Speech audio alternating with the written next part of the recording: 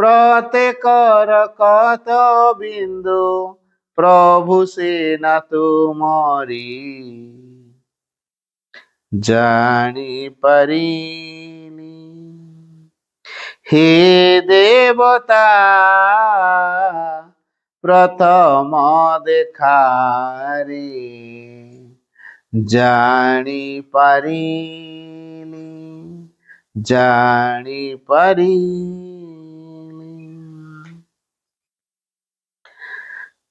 ହେ ଦେବତା ଏକାନ୍ତେ ତୁମରି ମୁହିଁ ଦ୍ୱିଧା ବା ସଂକୋଚ ନାହିଁ। ଯାହା ଚାହିଁବ ତାହେବି, ଯାହା ଦେବ ତାହା ନେବି। ଜୀବନ ମରଣ ପଛେ ବରଣ ମୁଁ କରିଲି, ଜୀବନ ମରଣ ପଛେ ବରଣ ମୁଁ କରିଲି। ଜୀବନ ମରଣ ପଛେ ବରଣ ମୁଁ କରିଲି, ଜାଣିପାରିଲି। ହେ ଦେବତା ପ୍ରଥମ ଦେଖାରେ ଜାଣିପାରିଲି, ଜାଣିପାରିଲି। ଦେବ ସୁଖ ଦୁଃଖ ଯାହା ଆନନ୍ଦରେ ନେବି ତାହା। ତୁମର ଏ ଅବଦାନ ମୋ ପାଇଁ ସ୍ୱର୍ଗୀୟ ଦାନ।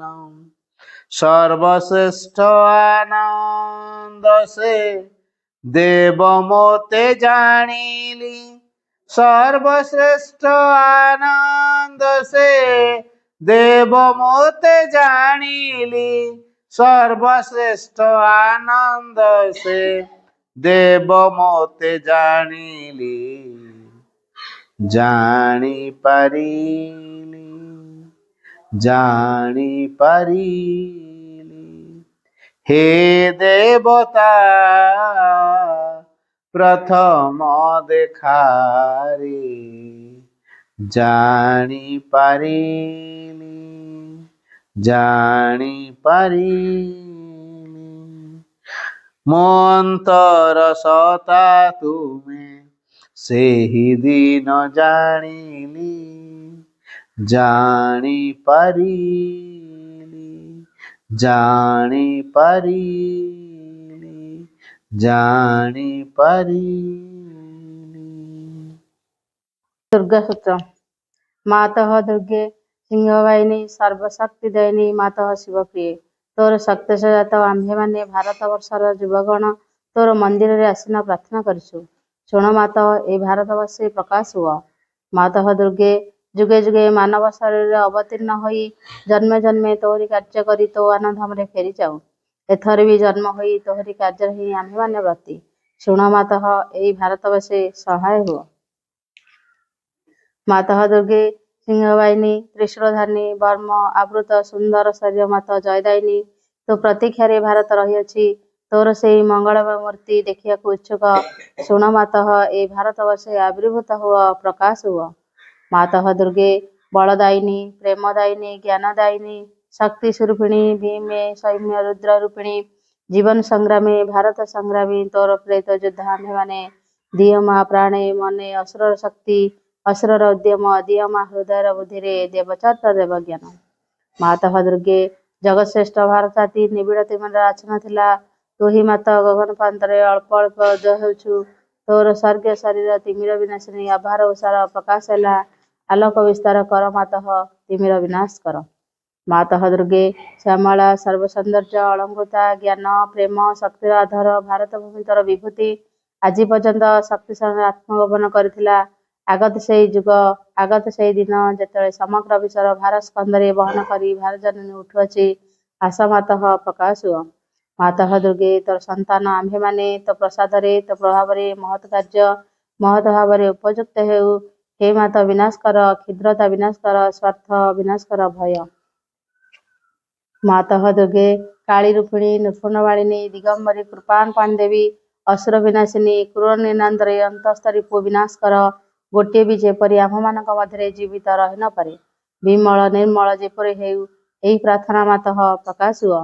ମାତଃ ଦୁର୍ଗେ ସ୍ୱାର୍ଥ ଭୟ କ୍ଷୁଦ୍ର ଚେତାରେ ମ୍ରିୟମାଣ ଭାରତ ଆମ୍ଭମାନଙ୍କୁ ମହତ୍ କର ମହତ୍ ପ୍ରୟାସ କର ଉଦାର ଚିତା କର ସତ୍ୟ ସଂକଳ୍ପ କର ଯେପରି ଆଉ ଅଳ୍ପାସି ନିଚେଷ୍ଟ ଅଳସ ଭୟଭୀତ ନ ହେଉ। ମାତଃ ଦୁର୍ଗେ ଯୋଗଶକ୍ତି ବିସ୍ତାର କର ଆମ୍ଭେ ହିଁ ତୋର ପ୍ରିୟ ଆର୍ଯ୍ୟ ସନ୍ତାନ ଆମ୍ଭମାନଙ୍କ ମଧ୍ୟରେ ଲୁପ୍ତ ଶିକ୍ଷା ଚରିତ୍ର ମେଧାଶକ୍ତି ଶ୍ରଦ୍ଧା ଭକ୍ତି ତପସ୍ୟା ବ୍ରହ୍ମଚର୍ଯ୍ୟ ସତ୍ୟ ଜ୍ଞାନ ବିକାଶ କରି ଜଗତରେ ବିତରଣ କର। ମାନବ ସହାୟ ଦୁର୍ଗତି ନାଶିନୀ ଜଗଦମ୍ବେ ପ୍ରକାଶ ହୁଅ। ମାତଃ ଦୁର୍ଗେ ଅନ୍ତଃସ୍ତରୀକୁ ସଂହାର କରି ବାହାରର ବାଧାବିଘ୍ନ ନିର୍ମୂଳ କର ବଳଶାଳୀ ପରାକର୍ମୀ ଉନ୍ନତଚେତା ଆର୍ଯ୍ୟ ଜାତି ଭାରତର ପବିତ୍ର କାନନେ ଉର୍ବର କ୍ଷେତ୍ରେ ଗଗନ ସହଚର ପର୍ବତ ତଳେ ପୋତସାଲିଳା ନଦୀ ତୀରେ ଏକଦା ପ୍ରେମ ସତ୍ୟ ଶକ୍ତି ଶିଳ୍ପ ସାହିତ୍ୟ ବିକ୍ରମ ଜ୍ଞାନରେ ଶ୍ରେଷ୍ଠ ହୋଇ ନିବାସ କରୁ ମାତୃଚରଣେ ହିଁ ପ୍ରାର୍ଥନା ପ୍ରକାଶ ହୁଅ।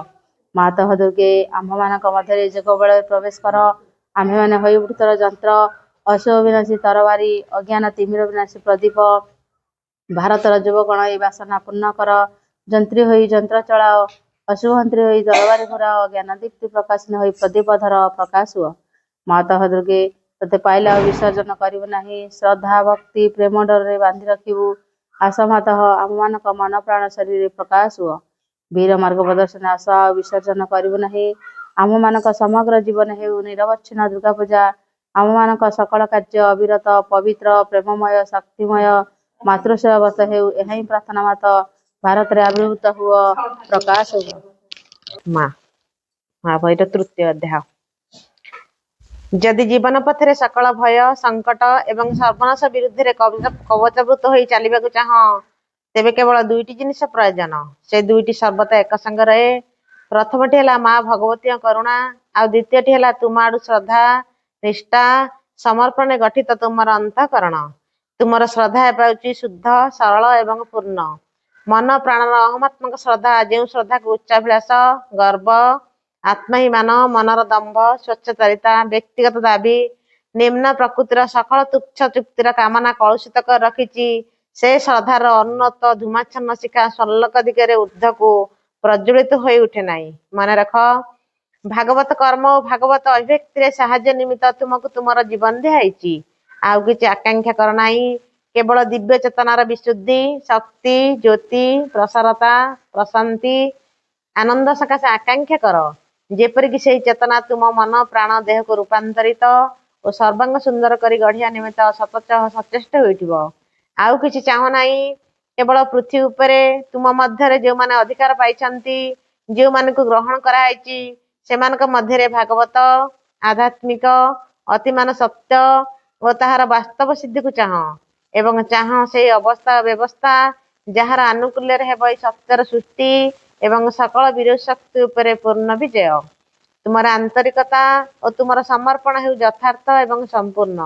ଯେବେ ତୁମକୁ ନିଜକୁ ଦେଇଦେବାକୁ ହୁଏ ତେବେ ନିଶେଷରେ ଦେଇଦିଅ କୌଣସି ଦାବି କୌଣସି ସର୍ତ୍ତ କୌଣସି କୁଣ୍ଠିତ ଭାବ ରଖ ନାହିଁ ଯଦ୍ୱାରା ତୁମର ସକଳ ବସ୍ତୁ ଦିବ୍ୟଜନନୀକର ହୋଇଯିବ ଅହଙ୍କାର ପାଇଁ ଅଥବା ଅନ୍ୟ କୌଣସି ଶକ୍ତିକୁ ଦେବା ସକାଶେ ଯେପରି ଆଉ କିଛି ଅବଶିଷ୍ଟ ନଥିବ।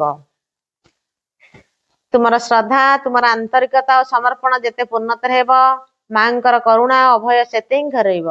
ଯଦି ମା ଭଗବତୀଙ୍କ କରୁଣା ଅଭୟ ତୁମ ସାଙ୍ଗେ ରହିଛି ତେବେ ଆଉ ଏପରି କଣ ଅଛି ଯାହା ତୁମକୁ ସ୍ପର୍ଶ କରିବ ବା ଆଉ କାହାକୁ ତୁମେ ଭୟ କରିବ। ଏହି କୃପାରୁ ଅଳ୍ପ ଟିକେ ବି ତୁମକୁ ସକଳ ବାଧା ବିପତ୍ତି ଓ ସଙ୍କଟରୁ ପାର କରିଦେବ। ତାଙ୍କର ପୂର୍ଣ୍ଣ ଉପସ୍ଥିତି ଯଦି ତୁମକୁ ଆବୃତ କରି ରଖେ ତେବେ ନିରାପଦରେ ତୁମ ପଥରେ ତୁମେ ଚାଲି ଯାଇପାରିବ କାରଣ ସେ ପଥ ହେଲା ମାଙ୍କର।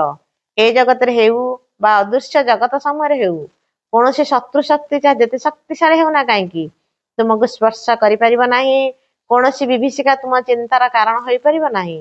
ଏହି କରୁଣାର ସ୍ପର୍ଶରେ ସଙ୍କଟ ସୁଯୋଗରେ ବ୍ୟର୍ଥତା ସାର୍ଥକତାରେ ଦୁର୍ବଳତା ଅମୋଘ ସାମର୍ଥ୍ୟରେ ପରିଣତ ହୁଏ କାରଣ ଦିବ୍ୟଜନନୀଙ୍କର ଅନୁକମ୍ପା ହେଲା ପରମେଶ୍ୱରଙ୍କ ଅନୁମତି। ଏବେ ହେଉ ବା ପରେ ହେଉ ତାହାର ଫଳ ସୁନିଶ୍ଚିତ ପୂର୍ବ ନିର୍ଦ୍ଦିଷ୍ଟ ଅବସମ୍ଭାବୀ ଓ ଅନିବାର୍ଯ୍ୟ।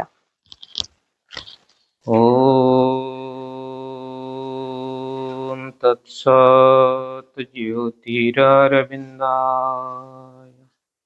ॐ आनन्दमयी चैतन्यमयी सत्यमयी परामे जयतु स भगवानः पूर्णभागुररविन्दो जयतु धवलशोभा लोकधत्रे मिरम्बा जयतु लसतभूमा बेताय पूर्णजुगाः जयतु तदनुगामी भाग्यवान् भर्तृवर्गः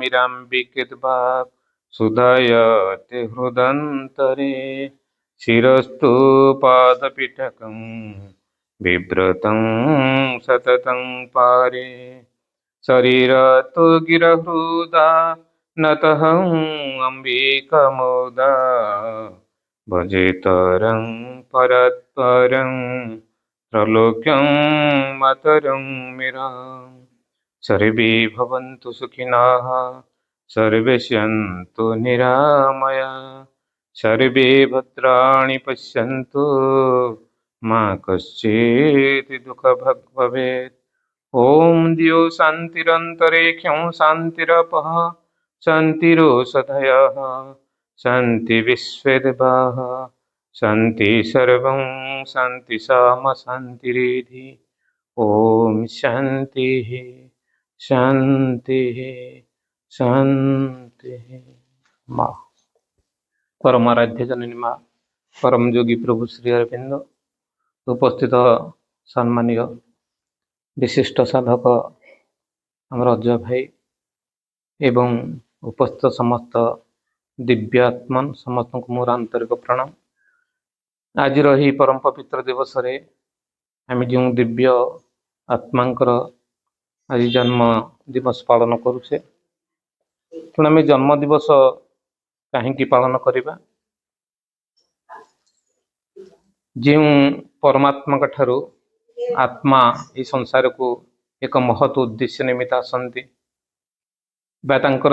जीवन लक्ष्य पथरे से अग्रगति करती तेणु जो मनुष्य माने से दिव्य आत्मांकर जन्म दिवस पालन करती माँ जहाँ को कहते एक विशेष दिन बोली कहते 365 दिन भितर से गोटे दिन जो दिन जन्म दिवस आमर पड़ी थाए 364 दिन भितर आम जी कार्य जी भगवत दिव्य कार्य आम हासिल कर न पारिबा से गोटे दिन रे आम ताहाको अधिक आम हासिल कर पारिबा दिव्य कृपा दिव्य करुणा दिव्य आलोक दिव्य आनंद कहीं ना से ही दिवस रे माँ कहते से ही दिवस एक विशेष दिवस ये जे से परमात्मा सहित आत्माकर मिलन घटी थाए बा केतेक आत्मा से परमात्मा पाखु चली जाती विशेषकर भगवान कृपा अहेतुक कृपा द्वारा परमात्मा भी आत्मा पाखु पलि आसती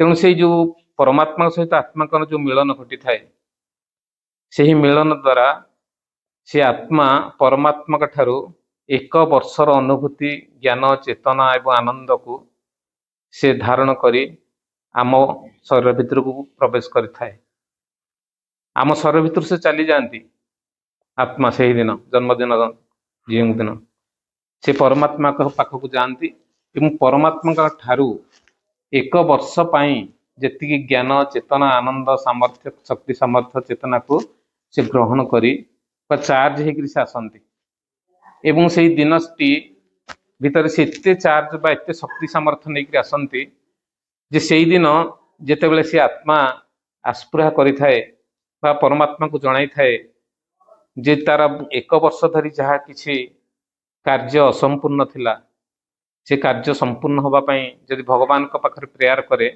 ताहा संपूर्ण होता है तेणु गोटे वर्ष धरी आम जा कार्य कर न पारिछु अधापुंतारिया पड़ रही आगामी आमर नूतन चेतनार उन्मोचन घटव यह सब शक्ति चेतना आनंद को से ग्रहण करें तेणु से दिन एक नवजन्म मोर होता है जन्मदिन आमर चेतनार आ गोटे उच्चतर चेतना को आम अग्रगति कर ତେଣୁ ଯେଉଁ ନବଜନ୍ମ ଆମର ଘଟିଥାଏ ଜନ୍ମ ଦିବସରେ, ତେଣୁ ଆମେ ଜନ୍ମ ଦିବସ ନିହାତି ପାଳନ କରିବା ଉଚିତ। ଯାହାର ବୟସ ଯାହା ହେଉଥାଉ ନା କାହିଁକି, ଆମେ କହିବା ମୋତେ ତ ହେଲାଣି 50 ବର୍ଷ, ବା କିଏ କହିବ ମୋତେ 60 ବର୍ଷ ହେଲାଣି, ମୁଁ କଣ ଜନ୍ମ ଦିବସ ପାଳନ କରିବି, ମୁଁ ଛୋଟ ପିଲାଙ୍କର କରିବି। କିନ୍ତୁ ମା ଏଠି କହୁଛନ୍ତି ଯାହାର ବୟସ ଯାହା ହଉନା କାହିଁକି ଆମେ ଜନ୍ମ ଦିବସଟି ନିହାତି ପାଳନ କରିବା। ଏଇଥିପାଇଁ ଯେହେତୁ ଆତ୍ମା ପରମାତ୍ମାଙ୍କ ପାଖରେ ଗୋଟିଏ ସର୍ତ୍ତ ପାଳନ କରି ଆସିଥାଏ ଯେ ମୋତେ ସଂସାରକୁ ପଠାଯାଉ, ଯେଉଁ ସଂସାର ବା ଯେଉଁ ପୃଥିବୀରେ ମୁଁ ତୁମର କାର୍ଯ୍ୟ କରି ବା ତୁମ ପାଇଁ କର୍ମ କରି ମୋର ଯଥାର୍ଥ ଲକ୍ଷ୍ୟ ପଥରେ ଅନୁଗାମୀ ହୋଇ ମୁଁ ପୁନରପି ତୁମ ପାଖକୁ ଫେରି ଆସିବି। କିନ୍ତୁ ଆମେ କଣ କରୁ ନା, ଆତ୍ମା ଯେତେବେଳେ ଆସନ୍ତି ସଂସାର ଭିତରକୁ ବା ପୃଥିବୀ ପୃଷ୍ଠରେ ଜନ୍ମ ନିଅନ୍ତି, এই ସଂସାର ଜଣେ ଯୋଗ ମାୟା ରହିଛନ୍ତି, ସେଇ ଯୋଗ ମାୟା ସେ ଆବୃତ କରିନିଏ। ତେଣୁ ଆମର ମନ ପ୍ରାଣ ଶରୀରକୁ ସେ ଆବୃତ କରିନିଏ ଯୋଗ ମାୟା, ଯଦ୍ୱାରା କି ସେ ରାସ୍ତା ଛାଡ଼ି ନଥାଏ ଚୈତସତା ବା ଆତ୍ମା ବିକଶିତ ହେବା ପାଇଁ ବା ଆତ୍ମା ଯଥାର୍ଥ ଲକ୍ଷ୍ୟରେ ଅନୁପ୍ରାଣିତ ହେବା ପାଇଁ। ତେଣୁ ସଚେତନ ଆତ୍ମା ଯେଉଁମାନେ, ସେଇମାନେ ସାଧାରଣତଃ ଭାବରେ ତାଙ୍କର ଜନ୍ମ ଦିବସକୁ ସେ ପାଳନ କରିଥାନ୍ତି। ତେଣୁ ଆମ୍ଭେମାନେ ସମସ୍ତେ ଯେହେତୁ ଆମେ ମାଙ୍କର ଅନୁଗାମୀ ହୋଇଛେ ବା ଶ୍ରୀରଙ୍କ ପୂର୍ଣ୍ଣ ଯୋଗ ଗ୍ରହଣ କରିଛେ, ତେଣୁ ଆମେ ନିଶ୍ଚିତ ସଚେତନ ହବା ଏବଂ ଯାହାର ଯାହା ଆୟୁଷ ହଉନା କାହିଁକି, ବୟସ ହଉନା କାହିଁକି, ଆମେ ନିଶ୍ଚିତ ଭାବରେ ଜନ୍ମ ଦିବସଟି ପାଳନ କରିବା। ଏଠି ମା କହୁନାହାନ୍ତି ଯେ ଆମେ କେକ୍ କାଟିକରି ଜନ୍ମ ଦିବସ ପାଳନ କରିବା ବା ବେଲୁନ ଓହଳେଇକରି କରିବା, ଏସବୁ ହଜି ମା କହୁନାହାନ୍ତି। ମା କହୁଛନ୍ତି ଆମେ ଏକାଠି 10-15 ଜଣ ହଉ ବା 5 ଜଣ ହୁଅନ୍ତା ନା କାହିଁକି, ବା ଆମେ ଜଣେ ହୁଅନ୍ତା ନା କାହିଁକି। ମା ଶ୍ରୀ ଅରବିନ୍ଦ ସେ ହେଲେ 2 ଜଣ, ଆମେ ଯଦି ଏକା ବସିଲେ ଆମେ 3 ଜଣ ପାଠଚକ୍ର କରିପାରିବା ବା ଜନ୍ମ ଦିବସରେ ମାଙ୍କ ପ୍ରତି ଆମର ଚେତନାକୁ ଏକୀଭୂତ କରିପାରିବା। ତେଣୁ ଆମେ ଜନ୍ମ ଦିବସଟି ମାଙ୍କ ପାଖରେ ଫୁଲ ସଜାଡ଼ିବା, ମାଙ୍କ ପାଖରେ ଧୂପଟିଏ ଦବା ଏବଂ ଆନ୍ତରିକତାର ସହିତ ମାଙ୍କ ପାଖରେ ପ୍ରେୟାର କରିବା। ତାହେଲେ ଆମର ଜନ୍ମ ଦିବସରେ ଆମେ ମାଙ୍କର ଅହେତୁକ କୃପା ଲାଭ କରିଥାଉ। ତେଣୁ ମା କହୁଛନ୍ତି ଜନ୍ମ ଦିବସରେ ସେ ଅପେକ୍ଷା କରିଥାନ୍ତି ଆମେ କେତେବେଳେ ଆସ୍ପୃହା କରିବା, କେତେବେଳେ ତାଙ୍କୁ ହଜି ମାଗିବା, ସେ ସବୁ କିଛି ଦେବା ପାଇଁ ପ୍ରସ୍ତୁତ ଥାନ୍ତି। ମା ସେ ହାତ ଖୋଲିକି ରଖିଥାନ୍ତି କି ଯାହା ମାଗିବ ମୁଁ ତାହା ଦେବି, କିନ୍ତୁ ଆମେ ମାଗିବା ପାଇଁ ପ୍ରସ୍ତୁତ ନୁହଁ। କାହିଁକି ନା ଆମେ ଜନ୍ମ ଦିବସ କଣ ପାଳନ କରିବି, ଲୋକ ହସିବେ, ମୋ ବୟସ ଆସି ହେଲାଣି 60 ବା ମୋ ବୟସ ହେଲାଣି 40 ବା 42, ମୋ ପିଲାଙ୍କର ମୁଁ କରୁଛି ନା ଆଉ। ତାହା ମା କହୁନାହାନ୍ତି। ଯେହେତୁ ଆମେ ପାଠଚକ୍ର କରୁଛେ, ମାଷ୍ଟରଙ୍କୁ ଜାଣିଛେ, ମା କହୁଛନ୍ତି ଯେ ନିଶ୍ଚିତ ଭାବରେ ଆମେ ସମସ୍ତେ ଜନ୍ମ ଦିବସ ନିଜ ନିଜର ପାଳନ କରିବା। ପଣ୍ଡିଚେରୀ ଆଶ୍ରମରେ ଯେତେବେଳେ ପିଲାମାନେ ସବୁ ଥାଆନ୍ତି, ଗୋଟେ ପିଲାଟିଏ ତାର ଜନ୍ମ ଦିବସ ପଡ଼ିଥାଏ, ସେ ମାଙ୍କୁ କହୁଛି ମା ମା ମା ମୋର ଆଜି ଜନ୍ମଦିନ। ମା ସାଙ୍ଗେ ସାଙ୍ଗେ ଚିନ୍ତା କଲେ କଣ ତାକୁ ଦେବି, ଯାହା ମାଗିବ ତାକୁ ଦେବି, କଣ କଣ ଦେବି ବୋଲି ମା ଚିନ୍ତା କରି ସାରିଲାଣି। କିନ୍ତୁ ସେ ପିଲା ଯେତେବେଳେ ମା କହିଲେ କଣ ମାଗୁଛୁ ମା, ସେ ପିଲାଟି ଚିନ୍ତା କରୁଛି ଯେ କଣ ମାଗିବି ଚିନ୍ତା କରି କହିଲା ନଡିଆ ତେଲଟା ସରିଯାଇଛି। ନଡିଆ ତେଲ ଶିଶିଟା ମାଗିଦେଲେ ପୁଣି କେତେ ଦିନ ପଳେଇବ। ତେଣୁ ସେ ନଡିଆ ତେଲ ମାଙ୍କୁ କହିଲା ମା ମତେ ନଡିଆ ତେଲଟେ ଦିଅନ୍ତୁ।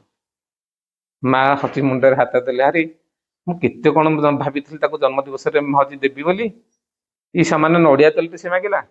ତେଣୁ ଆମେ ମାଗି ବି ଜାଣୁନେ ମାଙ୍କୁ, ଦିବ୍ୟଜନନୀ ମାଙ୍କୁ ଜୀବନରେ ଆମେ କେମିତି ମାଗିବା, କଣ ମାଗିବା ଯେମିତି ସବୁ କିଛି ଆମେ ପାଇବା।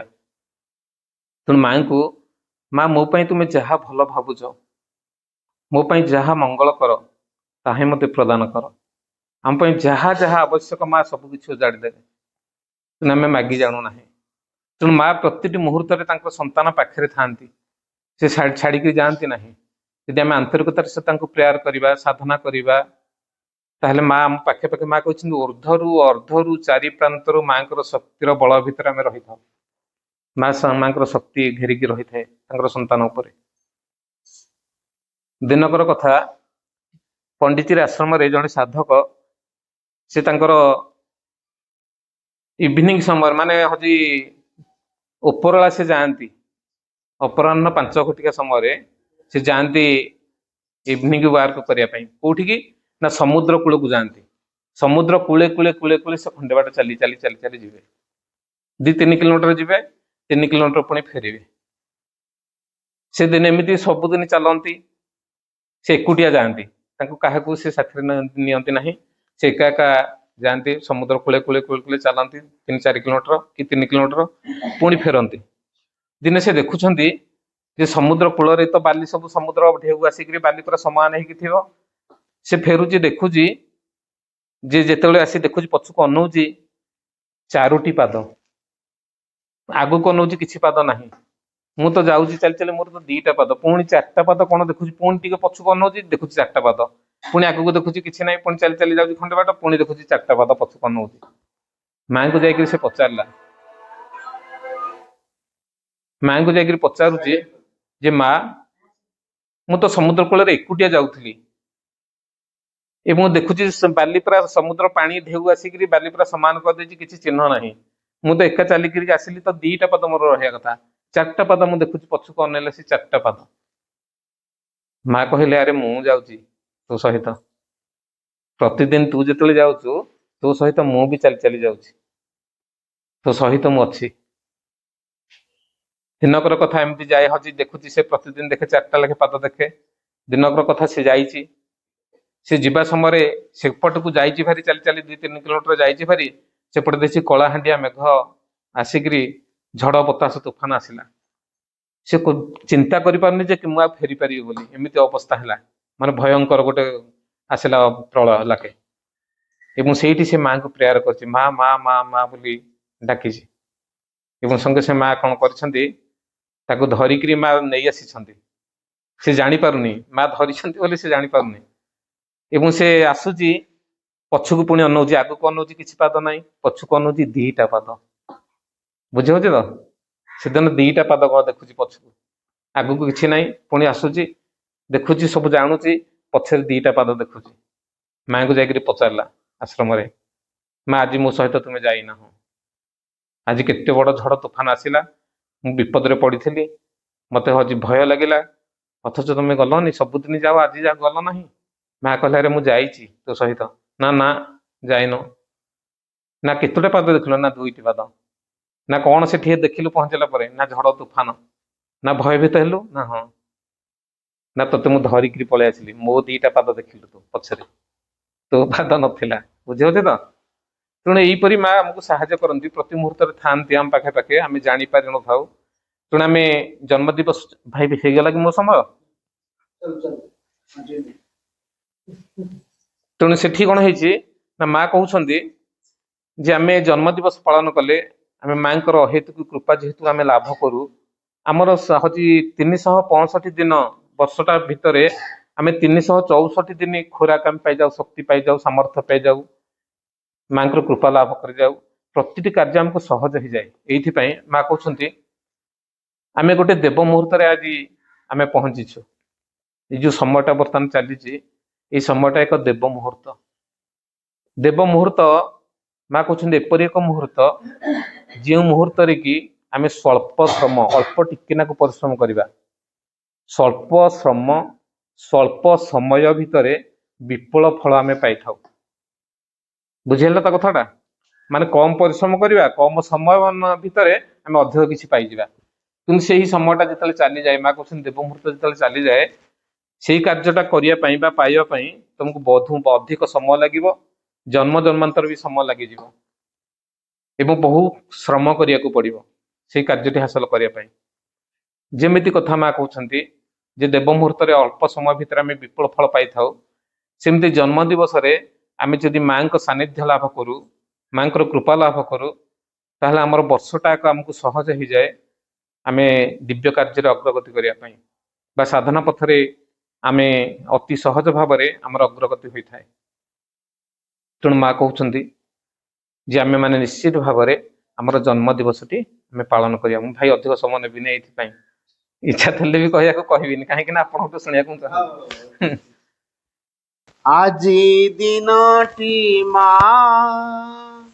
শুভ দিন হেউ শুভ হেউ মোর চিন্তা মুহূর্তে যেমিতি ভুলি মু ন যায় মুহূর্তে যেমিতি ভুলি মু ন যায় तुम प्रति कृतज्ञता माँ মা মা মো মা ମୋ ମା ଆଜି ଦିନଟି ମା ଶୁଭ ଦିନ ହେଉ ଶୁଭ ହେଉ ମୋର ଚିନ୍ତା ମୁହୂର୍ତ୍ତେ ଯେମିତି ଭୁଲି ମୁଁ ନ ଯାଏ ମୁହୂର୍ତ୍ତେ ଯେମିତି ଭୁଲି ମୁଁ ନ ଯାଏ ତୁମ ପ୍ରତି କୃତଜ୍ଞତା ମା ମା ମା ମୋ ମା ମୋ ମା ମୋ ମା ଆଚାର ବ୍ୟବହାର ସୁମଧୁର ହେଉ ସତ୍ୟ ହେଉ ମୋର କଥା ଚାଲିଚଳଣିରେ ସରଳତା ରହୁ ଅନ୍ତରରେ ନିରବତା ଏ ନୟନ ଦୁଇ ରହିଥାଉ ଚାହିଁ ଏ ନୟନ ଦୁଇ ରହିଥାଉ ଚାହିଁ ପାଇବାକୁ ତୁମ ଦେଖା ମା ମା ମା ମୋ ମା ମୋ ମା ଆଜି ଦିନଟି ମା ଶୁଭ ଦିନ ହେଉ ଶୁଭ ହେଉ ମୋର ଚିନ୍ତା ମୁହୂର୍ତ୍ତେ ଯେମିତି ଭୁଲି ମୁଁ ନ ଯାଏ ମୁହୂର୍ତ୍ତେ ଯେମିତି ଭୁଲି ମୁଁ ନ ଯାଏ ତୁମ ପ୍ରତି କୃତଜ୍ଞତା ମା ମା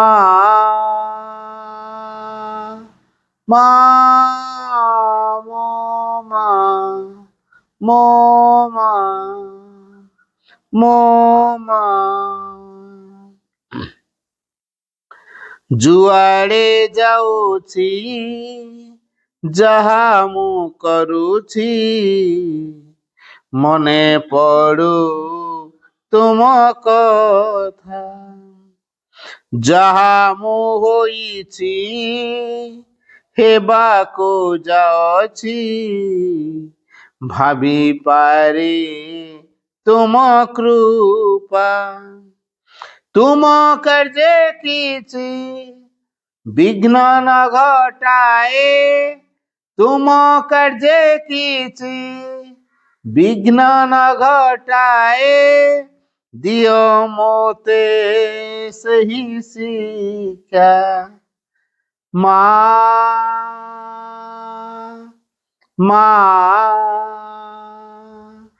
ମା ମୋ ମା ମୋ ମା ଆଜି ଦିନଟି ମା ଶୁଭ ଦିନ ହେଉ ଶୁଭ ହେଉ ମୋର ଚିନ୍ତା ମୁହୂର୍ତ୍ତେ ଯେମିତି ଭୁଲି ମୁଁ ନ ଯାଏ ମୁହୂର୍ତ୍ତେ ଯେମିତି ଭୁଲି ମୁଁ ନ ଯାଏ ତୁମ ପ୍ରତି କୃତଜ୍ଞତା ମା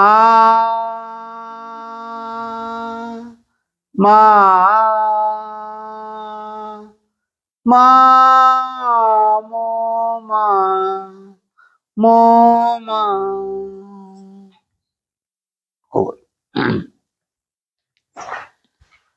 Pranam are the lotus feet of the Divine Mother.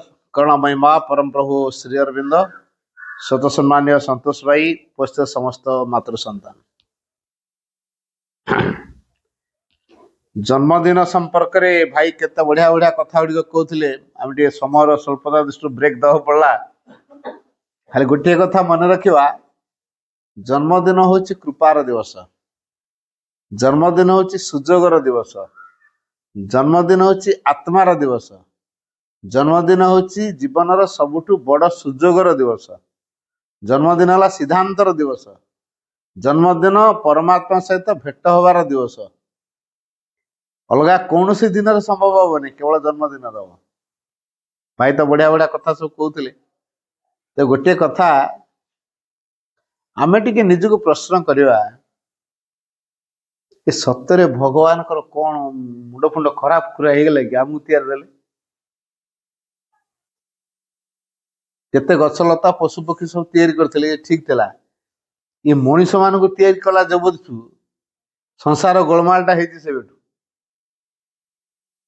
क्या संसार सब चालाकिया जीव मनीष हो गला बुद्धिया जीव हो गला अच्छा बुद्धिया जीव है बोली से कौटू सृष्टि होती किए तैयारी करछि किए कहीं आनी से रहस्य भूल जाव बुद्धिया है बोली आज मनीष होती कौन कोई से भवानी किए मुझे जान भवानी मो कथार चलिया बाध्य हुए भगवान कौन टा जानते से कि जान ना जड़े राजा ता राज्य रे कहीं गोटे विराट किसी भूल करे ताकू से कौन कर राज्य से तोड़द तार से क्षमता अच्छे बिचरा भगवान ता राज्य रे बा ता संसार रे ता सृष्टि भितर के भूल कले से सृष्टि बाहर को दे पार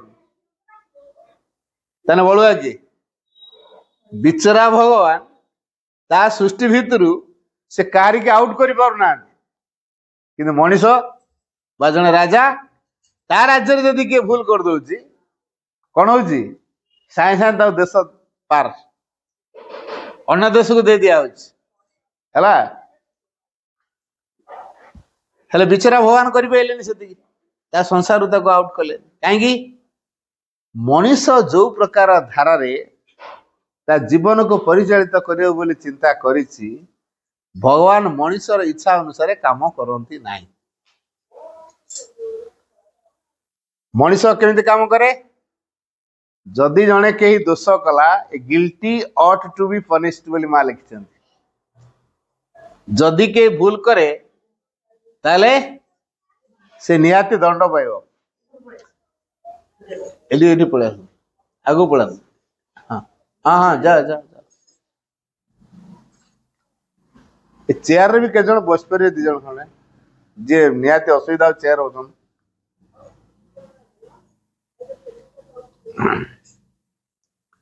तेणु मनीषर विधान अनुसार जने दोषी दंड पाया उचित किंतु भगवान को विधान अनुसार दोषी को दंड नहीं आ कौन से आउर दोष कर दोषी को दंड देले से आ दोष करनी ना बेसी कर सपोज मु कौन गोटे भूल कर देछि मते देश रे बा आम गाँव रे भद्रलोक सब डकई मीटिंग बसई मो भूल बछा हला और फाइन 1000 टका कराला बेसी न 1000 हो 500 हो कि 100 टका हो एते लोक आगे तो अपमानित करके जोरिमाना दिया करेले ठीक है आउ कह भूल हो से छाड़ मो बेल को फाइन करदेल अलबस से फाइन दो कह ना ना तेणु परस्पर झिंगाटणा हे दंड तार कहीं दंड कोहल हम कि माँ को धारा कौन दंड दवा नहीं दंड देले से बेसी भूल कब कर प्रेमपूर्ण भाव उदारतार हृदय क्षमा दे जानिबा गोटे प्रैक्टिकल कथा कहूँ गोटे ख्रिस्टियन स्कूल कन्वेंट फन्वेंट स्कूल सब ना से भाया गोटे स्कूल ପ୍ରି ପ୍ରାଇମେରୀ ପଢୁଥିବା ଗୋଟେ ପିଲା ମାନେ ଯାହାର ବୟସ 5 ବର୍ଷ ହେଇନି ହେଲା, LKG UKG ସବୁ ଅଛି, ବାସ୍ ସେ ସେଇଠି ପାଠ ପଢୁଛି। ତାର ସବୁବେଳେ ବଦମାସି ଚାଲିଛି ସ୍କୁଲରେ। ଆଚ୍ଛା, ଯିଏ ତାକୁ ବଦମାସି କରୁଛି ବୋଲି କହିଲେ ତା ବାଡଉଛି, ପୁରା ଧୁମ ବାଡଉଛି। ତାର ବହୁତ କେସ୍। ଦିନେ ଟିଚର କହିଲେ ତୋ ନାଁରେ କାହିଁକି ସବୁଦିନ କମ୍ପ୍ଲେନ ହଉଛି? କହିଲା ସେମାନେ କମ୍ପ୍ଲେନ କରିଦଉଛନ୍ତି, ମୁଁ କଣ କରିବି? ମୋ କାମ ମୁଁ କରୁଛି। ସେ ଭୁଲ କରୁଛି ବୋଲି ଛୁଆ ରିଅଲାଇଜ କରିପାରୁନି। ନାଇଁ, ବଢିଆ ପିଲା, କାରଣ ସେ ସ୍ପଷ୍ଟ କହୁଛି। ସେ ଦୃଷ୍ଟିରୁ ତାଙ୍କ ମ୍ୟାଡାମ କହିଲେ ବଢିଆ ପିଲା, ଭେରି ଗୁଡ କହିଦେଲେ। ତା ପରଦିନ ଆଉ ଟିକେ ବଦମାସି କଲା, କାରଣ ମୁଁ ବଦମାସି କଲି ବୋଲି ମତେ କାଲି ମ୍ୟାଡାମ ଭେରି ଗୁଡ କହିଛନ୍ତି। ତାହେଲେ ଆଉ ଟିକେ ବଦମାସି କରି ଆଉ ଟିକେ ଭେରି ଗୁଡ ହେଇଛି। ତେଣୁ ତା ବଦମାସି ଟା ଟିକେ ବଢିଲା ହେଲା। ସେଠୁ ତାପରେ ଏମିତି ବଢିଲା ଯେ ଡଟ୍ ପେନ୍ ଅଗଟାକୁ ଧରିକି ସେ ମ୍ୟାଡାମଙ୍କର ଇଏକୁ ହାତକୁ ଦେଲା, ଫୁଟି ଏକାଥରେ ହାତଟା କଣା ହେଇଗଲା, ବ୍ଲଡ ବାହାରି ପଡିଲା। ତଥାପି ମ୍ୟାଡାମ କହିଲେ ବଢିଆ ପିଲା। ପିଲାଠୁ ଚିନ୍ତା କଲା, ମୁଁ ବଦମାସି କରିକି ମ୍ୟାଡାମଙ୍କର ହାତକୁ ଫୁଟେଇ ସାରିଲିଣି, ତାପରେ ମୁଁ ଭଲ ପିଲା? କଣ ସତରେ ମୁଁ ଆଉ ଭଲ କି? କାହିଁ ଆମ ମ୍ୟାଡାମ ତ କେହି ମତେ ଖରାପ କହୁନାହାନ୍ତି।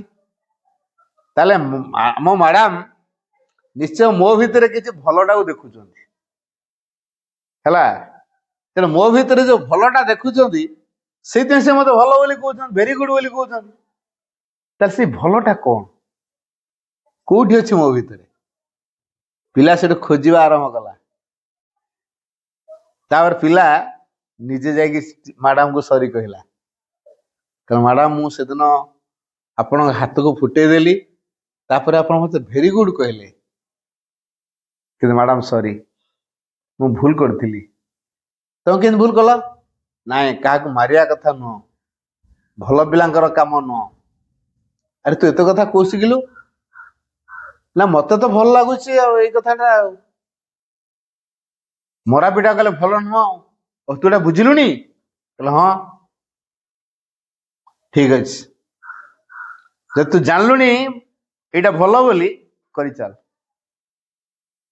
ପିଲାଟି ସେଇଦିନଠୁ ଗୋଟେ ସଂକଳ୍ପ ନେଲା, ମୁଁ ଆଉ ଜୀବନରେ ଏମିତି କିଛି କରିବିନି ଯୋଉଥିରେ କି ମତେ ନିଜକୁ ନିଜେ ଅପମାନିତ ହବାକୁ ପଡିବ। ମତେ ଭୁଲ କେହି କହୁନାହାନ୍ତି, କିନ୍ତୁ ମୁଁ ତ ଜାଣୁଛି ନା ଭୁଲଟା ବୋଲି। ମୋ ଭିତରଟା ତ ଅସ୍ୱସ୍ତି ଲାଗୁଛି, ଭିତରଟା ମୋର ଗୋଟେ ପରିଷ୍କାର ବୋଧ ନାହିଁ, ଭିତରେ ଗୋଟେ ଶାନ୍ତ ମୁଁ ଅନୁଭବ କରିପାରୁନି। ଏଇ ଯୋଉ ରିଏଲାଇଜ ଆସିଲା, ତାପରେ ତାର ବଦଳିବାର ଦିଗଟି ଖୋଲିଗଲା। ଛୋଟିଆ ଛୁଆ, ମତେ ଅନେକ ଛୋଟିଆ ଛୁଆଙ୍କର ମା କହନ୍ତି, ଭାଇ ପିଲାଟା ଆମର ଭାରି ଦୁଷ୍ଟ। ଆପଣ ପିଲା ଗୁଡା ବୋଧେ ଚୁପଚାପ ଶାନ୍ତ ହେଇଥିବେ, ଦୁଷ୍ଟ ହେଇନଥିବେ, କଥା ସବୁ ମାନୁଥିବେ, ଯାହା କହିଦଉଥିଲେ କରୁଥିବେ, ଏୟା ଖାଅ ସେୟା ଖା କହିଦେଲେ ଯାହା ଦେଇଦେଲେ ଖାଉଥିବେ, ଟିଭି ଦେଖିବୁନି କହିଲେ ଟିଭି ଦେଖିବେନି, ମୋବାଇଲ ଚଲାନି ବୋଲି କହିଲେ ମୋବାଇଲ ଚଲେଇବେନି। ପୁରା ମାନନ୍ତି ପିଲା ଗୁଡାକ ଆପଣଙ୍କ ହେଇଥିବେ ବୋଧେ, ନା ମାନୁନାହାନ୍ତି? ଆପଣଙ୍କର ଛୋଟିଆ ଛୋଟିଆ ପିଲାମାନେ ମାନୁଛନ୍ତି ନା? ମାନୁଛନ୍ତି ନା କହୁନାହାନ୍ତି ପରିଷ୍କାର?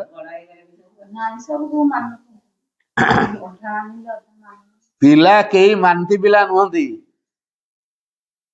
ଆମେ କିନ୍ତୁ କଣ କୋଉଟା ଭଲ ପିଲା? ଯିଏ ସବୁ କଥା ମାନୁଛି, ଯିଏ ବାପା ମାଙ୍କ କଥାକୁ ମାନୁଛି, ସେ ଭଲ ପିଲା। କହୁଛୁ ନା ନାଇଁ?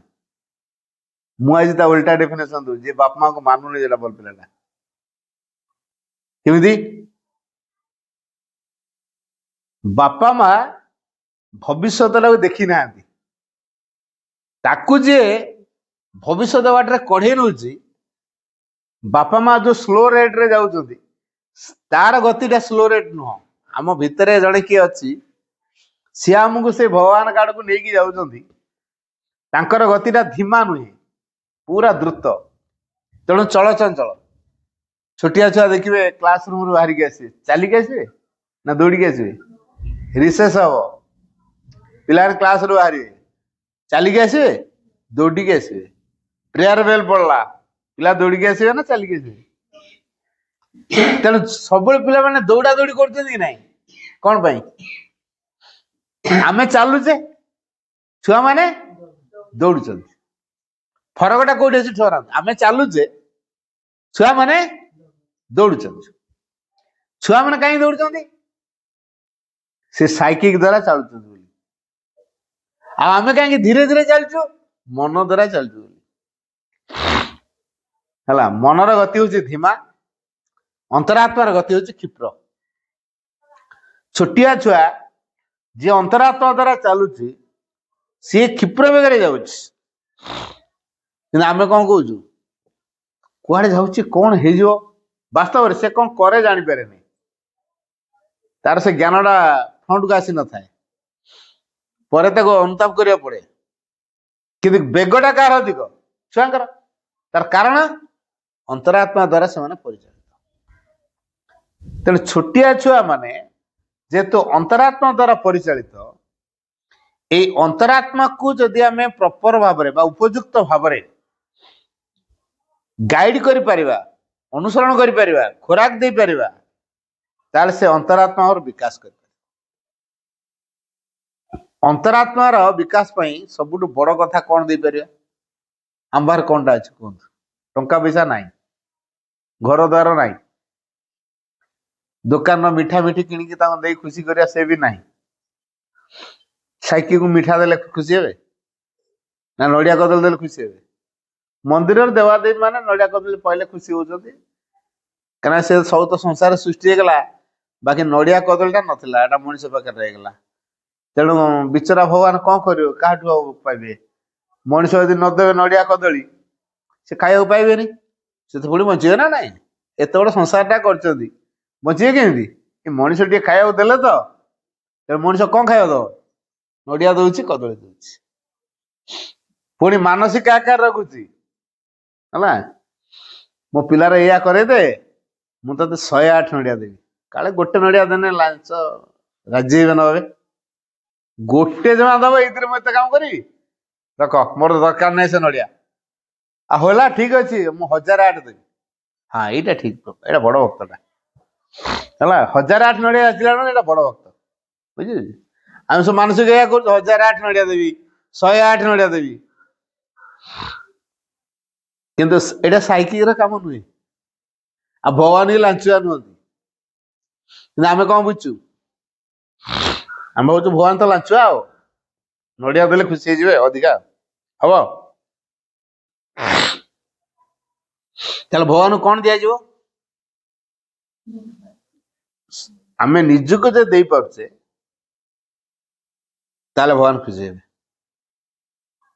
नड़िया करदेले भगवान खुशी हमें भगवान खुशी होती कौन जदि व्यक्ति निजुक माँ पाखे देला माँ को दवा केमी दवा आम गोटे जिनस पकेट रू बाहर कले देदेवा तेल माँ को आम दवा केमी माँ को फोटो पाखे माँ को चाहिकी कहीपर माँ मु हूँ तोर तू हूँ मोर तू मते ग्रहण कर तू मते परिचालित कर तो इच्छा पूर्ण हो तू जहाँ चाहूचु मु करे बोली मुझे से काम करि पारे तू जहाँ चाहूचु मु हुए बोली मुझे से पारे माँ कह ना कौन कहले आउ थे कह माँ तू हूँ मोर मु हूँ तोर तू मते ग्रहण कर तू मते परिचालित कर तू मते जेमिति चाहिचु गढ़िया पाई मुझे से पारे तू जहाँ चाहूचु मु करे बोली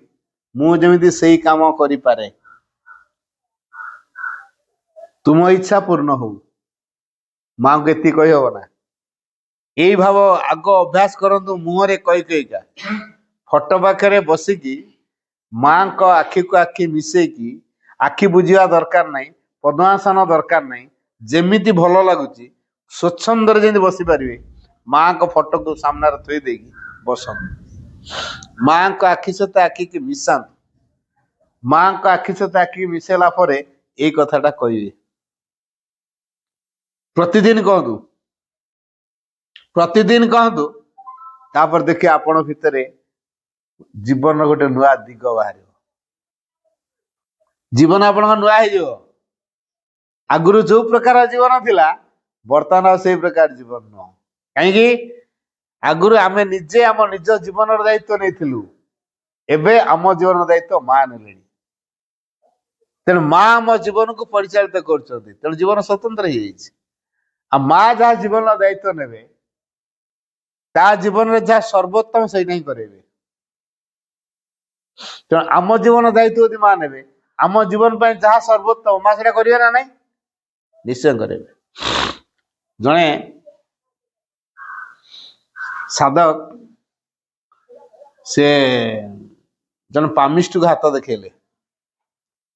ସେ ହାତ ଦେଖନ୍ତି ଲୋକ ଅଛନ୍ତି, ଏ ରେଖାଟା ଏଟା ଧନ ରେଖା, ଏଟା ଜୀବନ ରେଖା, ଆୟୁ ରେଖା, ଏଟା ଜ୍ଞାନ ରେଖା, ଏମିତି ସବୁ କହନ୍ତିନି। ୟାର ପାଠ ଏମିତି ହବ, ମଝିରେ 2 ଥର ଫେଲ ହବ, କାରଣ ଦାଗ ଅଛି ନା, ସେଇ ଜାଗାଟା ଧକ୍କା ତାର। ତେଣୁ କହିବ ଏ 2ଟା ଜାଗା ତାର ଫେଲ ଅଛି, ବୁଝିହଉଛି? ଏମିତି ସବୁ କହନ୍ତି। ସେମାନେ କିଏ? ପାମିଷ୍ଟ ହେଲା। ଆଉ ପଣ୍ଡିଚେରୀ ଜଣେ ପାମିଷ୍ଟ ଥିଲେ। ସେ ଦେଖିକି ହାତ ହିସାବ କରି କହନ୍ତି, ରେଖାକୁ ଦେଖିକି।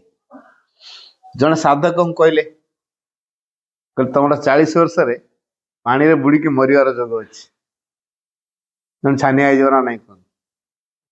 40 ବର୍ଷରେ ଜଣେ ଜାଣିଲାଣି ମୁଁ ମରିଯିବି, ଯିଏ ଜାଣିଲାଣି ଆଗତୁରା ତା ମରଣଟା ହବ, ସେ ଛାନିଆ ହେଇଯିବନି?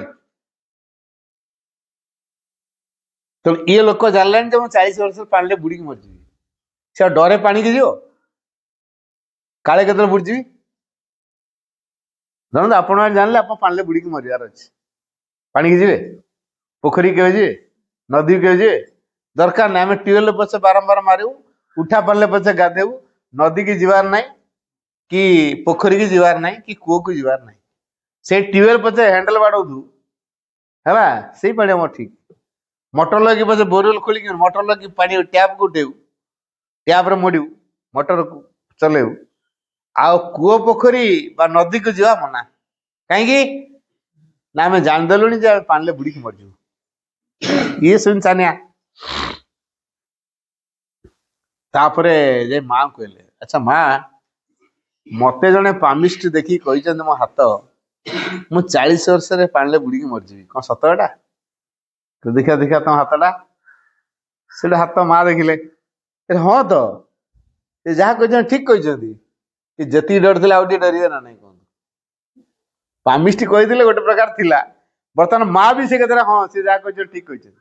ତମର 40 ବର୍ଷରେ ପାଣିରେ ବୁଡିକି ମରିବା ଯୋଗ ଅଛି। ରାତି ଆଉ ନିଦ ହଉଥିବ ସେ ଲୋକଙ୍କୁ? ନିଦ ହଉ, ପୁରା ଛାନିଆ ଆଉ, ହେଲା, ପୁରା ଛାନିଆ। 40 ବର୍ଷ ପାଖେ ହେଲାଣି, ମୋର କେତେବେଳେ ପାଣିରେ ବୁଡିକି ମରିଯିବି, କଣ କରିବି, ବଞ୍ଚିବି କେମିତି? ଏଠୁ ଛାନିଆ ହଉଛନ୍ତି। ମା ଜାଣିପାରିଲେନି ତା ଛାନିଆ ଅବସ୍ଥାଟା। ଆଚ୍ଛା ତମେ କାହା ପାଖରେ ଅଛ? ମା ମୁଁ ତମ ପାଖରେ ଅଛି। ମୋ ପାଖରେ ତ ଅଛ, ସେ ପାମିଷ୍ଟ କହିଦେଲା, ତା କଥାକୁ ଏତେ ଛାନିଆ କାହିଁକି ହଉଛ? କହିଲା ଠିକ ଅଛି। ମାଙ୍କଠୁ ଏତିକିଟା ଶୁଣିଲା ପରେ ଜାଣିଲେ ଯେ ମା ମତେ ଗୋଟେ ଆସୁରାନ୍ସ ଦେଲେ, ଆଶ୍ୱସ୍ତି ଜଣେ ଶୁଣେଇଲେ, ମୁଁ ଅଛି ମାନେ ତୋର ଚିନ୍ତା କରିବା କିଛି ଦରକାର ନାହିଁ। 40 ବର୍ଷ ପାର ହେଇକି 42 ହେଇଗଲା। ଦିନେ ଅନ୍ତରଙ୍ଗ ଭାବରେ ମା ଆଉ ସେ ସାଧକ କଥା ହଉଥାନ୍ତି। ସାଧୁ ଜଣ ପଚାରେ, ଆଚ୍ଛା ମା, ସେ ପାମିଷ୍ଟ ଯୋଉ କହିଥିଲେ କାହିଁ ତାଙ୍କ କଥା ତ ଟିକେ ଠିକ ହେଲାନି? ସେ ତ କହିଥିଲେ 40 ବର୍ଷରେ ପାଣିରେ ବୁଡିକି ମରିବା ଯୋଗ ଥିଲା, ଆପଣ ତ ହଁ ମାରିଥିଲେ, କାହିଁ ଠିକ ତ ହେଲାନି, ଭୁଲ ଭାଲ ହେଇଗଲା। ମୋର 42 ହେଇଗଲାଣି, ମୋ ଲାଇଫ ଲାଇନ ମୁଁ ପାର ହେଇଗଲି, ଆଉ ମୋର ବିପଦ ନାହିଁ। ମା ଗୋଟେ ଉଦାହରଣ ଦେଲେ, ଗଛରୁ ଯଦି ଗୋଟେ ଆମ୍ବଟେ କି ସେଓଟେ ପାଚିଗଲାଣି, ଖସିବ। ସେଓର ଓଜନଟା କେତେ, କେତେ ହାଇଟରେ ଅଛି, କେତେ ସ୍ପିଡରେ ପଡିବ, ପଡିଲେ ସେଓ କେତେ ଖଣ୍ଡ ହବ, ବର୍ତ୍ତମାନ ସାଇନ୍ସ ଏତେ ଡେଭଲପ କରିଛି। ସେଓ ଫଟୋଟା ଉଠେଇଦେଲେ ତାପରେ ସେ ବାହାର କରିଦବ ତଳୁ ସେଓର ହାଇଟ କେତେ, ସେଓର ୱେଟ କେତେ, ଆଉ ତାର ଯୋଉ ପଡିବ କେତେ ଫୋର୍ସରେ ପଡିବ, ପଡିଲେ କେତେ ଖଣ୍ଡ ହବ, ଡିଟେଲ୍ସ ବାହାର କରିଦବ। ଆଜିକାଲି ଏଇଭଳିଆ ଟେକ୍ନୋଲୋଜି ଡେଭଲପ ହେଇଛି। ତେଣୁ ସେଉଟା ପାଚିଲେ ଖସିବ, ପାଚିଗଲେ ଆମ୍ବ ଖସିବ, ପଡିବାଟା ନିଶ୍ଚିତ। କିନ୍ତୁ ମଝିରେ ଯଦି ଖସିବା ସମୟରେ ଗୋଟେ ହାତ ପହଞ୍ଚିଗଲା, କ୍ୟାଚ୍ କରିଦେଲା, ଆଉ ସେ ତଳେ ପଡ଼ିବ? ତଳେ ପଡ଼ିବନି, ଖଣ୍ଡ ଖଣ୍ଡ ହବନି। ଠିକ ସେଇଭଳିଆ ତମ ଲାଇଫରେ ଏଇଟା ଉଦ୍ଦିଷ୍ଟ ହେଇଛି ମାନେ ଏଇଟା ହବ। ହେଲେ ତମେ କାହାକୁ ଧରିଛ? ନା ମାଙ୍କୁ ଧରିଛ। ତେଣୁ ଗୋଟେ ମାଇଟି ହ୍ୟାଣ୍ଡ ମାନେ ଗୋଟେ ଶକ୍ତ ହାତ। ମାଙ୍କର ହାତ ହଉଛି ଶକ୍ତିଶାଳୀ ହାତ। ସିଏ ତ ହସ୍ତକ୍ଷେପ କରୁଛି, ଜୀବନର ଗତିପଥ ବଦଳିଯିବ ନା ନାହିଁ? ତେଣୁ ମାଙ୍କର ହସ୍ତକ୍ଷେପ ହେଲେ ଜୀବନର ଗତିପଥ ବଦଳିଯିବ। ତେଣୁ ମାଙ୍କର ହସ୍ତକ୍ଷେପ ହବା ଦ୍ୱାରା ଆମ ଜୀବନର ଗତିପଥ ବଦଳି ଯାଉଛି। ଆଗରୁ ଏଟା ଉଦ୍ଦିଷ୍ଟ ହେଇକି ଥିଲା, କିନ୍ତୁ ମା ହସ୍ତକ୍ଷେପ କରିଦେଲେ ବଦଳିଗଲା। ମୋ ଜଣେ କହିଲେ ଭାଇ 12/12 ଗୋଟେ ଡେଟ୍ ପଡିଥିଲା, ଆଉ ମୁଁ କହିଲି ଡିସେମ୍ବର 12 ପରେ ତ କ୍ୟାଲେଣ୍ଡର ବାହାରିବନି ଭାଇ, ଆଉ ମୋ ପାଠ୍ୟଚଟା 15 ତାରିଖ ଥିଲା, କଣ କରିବା କୁହନ୍ତୁ? ବୋଲେ ହବ, ଭଲ କି ଭୋଜି ଭାତ କରିକି ଦବ। ଆଗରୁ କଣ କରୁଥିଲ? Tiffin packet? ନା, ଟିଫିନ ପ୍ୟାକେଟ ଦବନି। ଏଥର ଜବରଦସ୍ତ ରୋଷେଇ ହବ, ଭଲ କି ଭୂରି ଭୋଜନର ବ୍ୟବସ୍ଥା ହବ। କହିଲେ ଭାଇ 12ରେ ପୁରା କ୍ୟାଲେଣ୍ଡର କେହି ନଥିବା। ମୁଁ 15ରେ କର ନା ତମେ, ମୁଁ ଆସିବି। ମୁଁ 15 ତାରିଖ ଆସିବି ତମ ପାର୍ଶ୍ୱରୁ, ଦେଖିବା କିଏ ଏଠି ମରିଯାଇଥିବେ ମୁଁ ଟିକେ ଦେଖିବି। 15 ତାରିଖ ଗଲି, ମୋ କଥା ଅନୁସାରେ ସେ ବଢିଆ ଖାଇବା ପିଇବା ବନ୍ଦୋବସ୍ତ କରିଛନ୍ତି। ତାପରେ କ୍ୱେଶ୍ଚନ ହେଲା, ଭାଇ ଗୋଟେ ରିମର ଉଠିଥିଲା 12/12 ପରେ ଆଉ କ୍ୟାଲେଣ୍ଡର ନାହିଁ ହେଲା, ତେଣୁ ସବୁଟା 12ରେ ଅଛି, କ୍ୟାଲେଣ୍ଡର ଶେଷ, ତେଣୁ ପୃଥିବୀ ଧ୍ୱଂସ। ଭାଇ କେମିତି ଏମିତି ବଦଳିଗଲା? ମାନେ ଦେଖ, ଏଟା ତମକୁ କିଏ କହିଥିଲା କୁହ? 12/12ରେ କ୍ୟାଲେଣ୍ଡର ନା ତିଆରି ହେଇପାରିବନି, ସେଇଠୁ ସଫା ହେଇଗଲା, ଆଉ ପୃଥିବୀ ନାହିଁ କି କ୍ୟାଲେଣ୍ଡର ନାହିଁ। ତମକୁ କଥାଟା କହିଥିଲା କିଏ? ନା ଶୁଣିଥିଲୁ? ସେୟା ଶୁଣିଥିଲ। ମା କହିଛନ୍ତି କୋଉଠି ପଢିଛ? ଶ୍ରୀ ଅରବିନ୍ଦ କୋଉଠି କହିଛନ୍ତି କି ପଢିଛ? କହିନାହାନ୍ତି। ଆଉ ତମ ଅଲଗା କାହା କଥା ପଢିଲେ କି ଶୁଣିଲେ କଣ ଫାଇଦା ହବ? ଦେଖ, ମାଳିକା ବି କହିଥିଲା, ମତେ ବି ସେ କ୍ୱେଶ୍ଚନ ବି ହେଇଛି, ଭାଇ ମାଳିକା କଥାଟା କଣ ଭୁଲ? ନା ତ ଭୁଲ, କିଏ କହିଲା ଭୁଲ? ଭୁଲ ତ ନୁହଁ, ମାଳିକା କଥା ଭୁଲ, ମାଳିକା କଥା ଠିକ, ଶ୍ରୀ ଅରବିନ୍ଦଙ୍କ ମାଙ୍କ କଥା ବି ଠିକ। ଆକାଶରେ ସୂର୍ଯ୍ୟ ନ ଆସିଥିବା ପର୍ଯ୍ୟନ୍ତ ଆମେ ସନ୍ଧ୍ୟା ହେଲା, ଆମେ ଲାଇଟ ଲଗେଇବା ନା ନାହିଁ? ଲଗେଇବା, ସକାଳ ପର୍ଯ୍ୟନ୍ତ ଲଗେଇବା। ତେଣୁ ସୂର୍ଯ୍ୟ ଆସିଗଲା ପରେ ବାହାର ଲାଇଟ ଆଉ ଜଳିବା ଦରକାର କି? ଯଦି ଆମେ ଜଳଉଥାଉ, ତାପରେ ସୂର୍ଯ୍ୟ ଆସିଗଲା, ସେଇ ବଲ୍ବର ଲାଇଟଟା କୋଉଟା ଦେଖେଇ ହବ ନା? କିନ୍ତୁ ଜଳୁଥିବ ନା ନାହିଁ? ଦିନରେ ଆମର ବାହାର ଲାଇଟଟା ଜଳୁଛି, ହେଲେ ତା ଆଲୁଅ କୋଉଟା ଦେଖି ହଉନି, କାହିଁକି ନା ସୂର୍ଯ୍ୟଙ୍କର ପ୍ରଖର କିରଣ ପଡିଛି। ଠିକ ସେଇଭଳିଆ ମାଳିକା, ଯେହେତୁ ଅତିମାନସ ଆସିନଥିଲା ପୃଥିବୀକୁ, 1956 ପୂର୍ବରୁ ମାଳିକା କିଛି କହିଦେଇଥିଲା, ସେ ପର୍ଯ୍ୟନ୍ତ ଠିକ ହେଲା। 56 ପରେ କଣ ହେଲା? ଗୋଟେ ନୂଆ ଯୁଗ ତିଆରି ହେଇଗଲା ଆମର।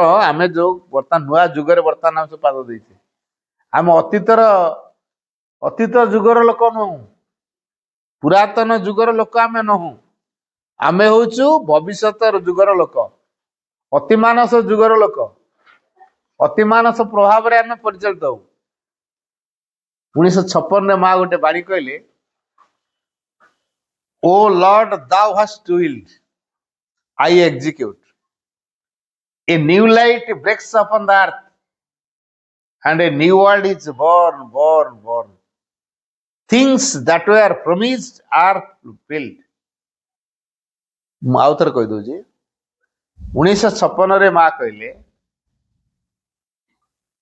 ଓ ଲର୍ଡ thou hast willed, ହେ ପ୍ରଭୁ ତମେ ଯାହା ସଂକଳ୍ପ କରିଛ, I execute, ମୁଁ ତାକୁ କାର୍ଯ୍ୟକାରୀ କରିଛି। A new light breaks upon the earth, ପୃଥିବୀ ପୃଷ୍ଠରେ ଗୋଟିଏ ନୂତନ ଜ୍ୟୋତି ଉଦ୍ଭାସିତ ହେଇଛି। And a new world is born, ଗୋଟେ ନୂତନ ପୃଥିବୀ ଜନ୍ମ ନେଇଛି। ମା ଘୋଷଣା କଲେ କୋଉ ମସିହାରେ? 56 ମସିହାରେ, 1956 1956 ମା ଘୋଷଣା କଲେ ଗୋଟେ ନୂତନ ପୃଥିବୀ ଜନ୍ମ ନେଇଛି ଏବଂ ଯାହା ସବୁ କିଛି ପ୍ରତିଶ୍ରୁତି ହେଇକି ରହିଥିଲା ବର୍ତ୍ତମାନ ତାହା ପୂର୍ଣ୍ଣ ହେଇଛି। ଥିଙ୍ଗସ୍ ଦ୍ୟାଟ୍ ୱେର୍ ପ୍ରମିସ୍ଡ ଆର୍ ଫୁଲଫିଲ୍ଡ। ଯାହା ସବୁ କିଛି ପ୍ରତିଶ୍ରୁତି ରହିଥିଲା ବର୍ତ୍ତମାନ ତାହା ପୂର୍ଣ୍ଣ ହେଇଛି। ତାହେଲେ ଆମେ କୋଉ ଯୁଗର ଲୋକ କୁହନ୍ତୁ? ଅତିମାନସ ଯୁଗର ଲୋକ ନା ପୁରାତନ ଯୁଗର ଲୋକ?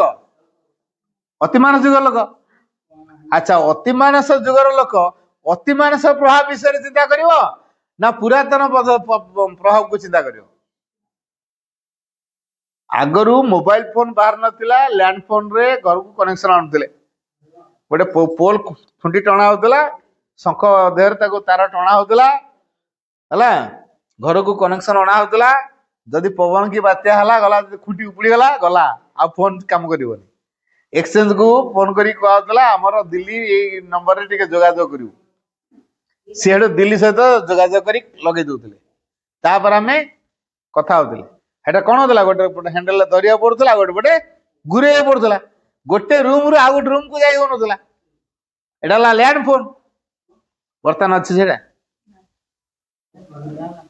ବର୍ତ୍ତମାନ ତ ଜଣକା 2ଟା 3ଟା ଲେଖା ମୋବାଇଲ ହେଲା।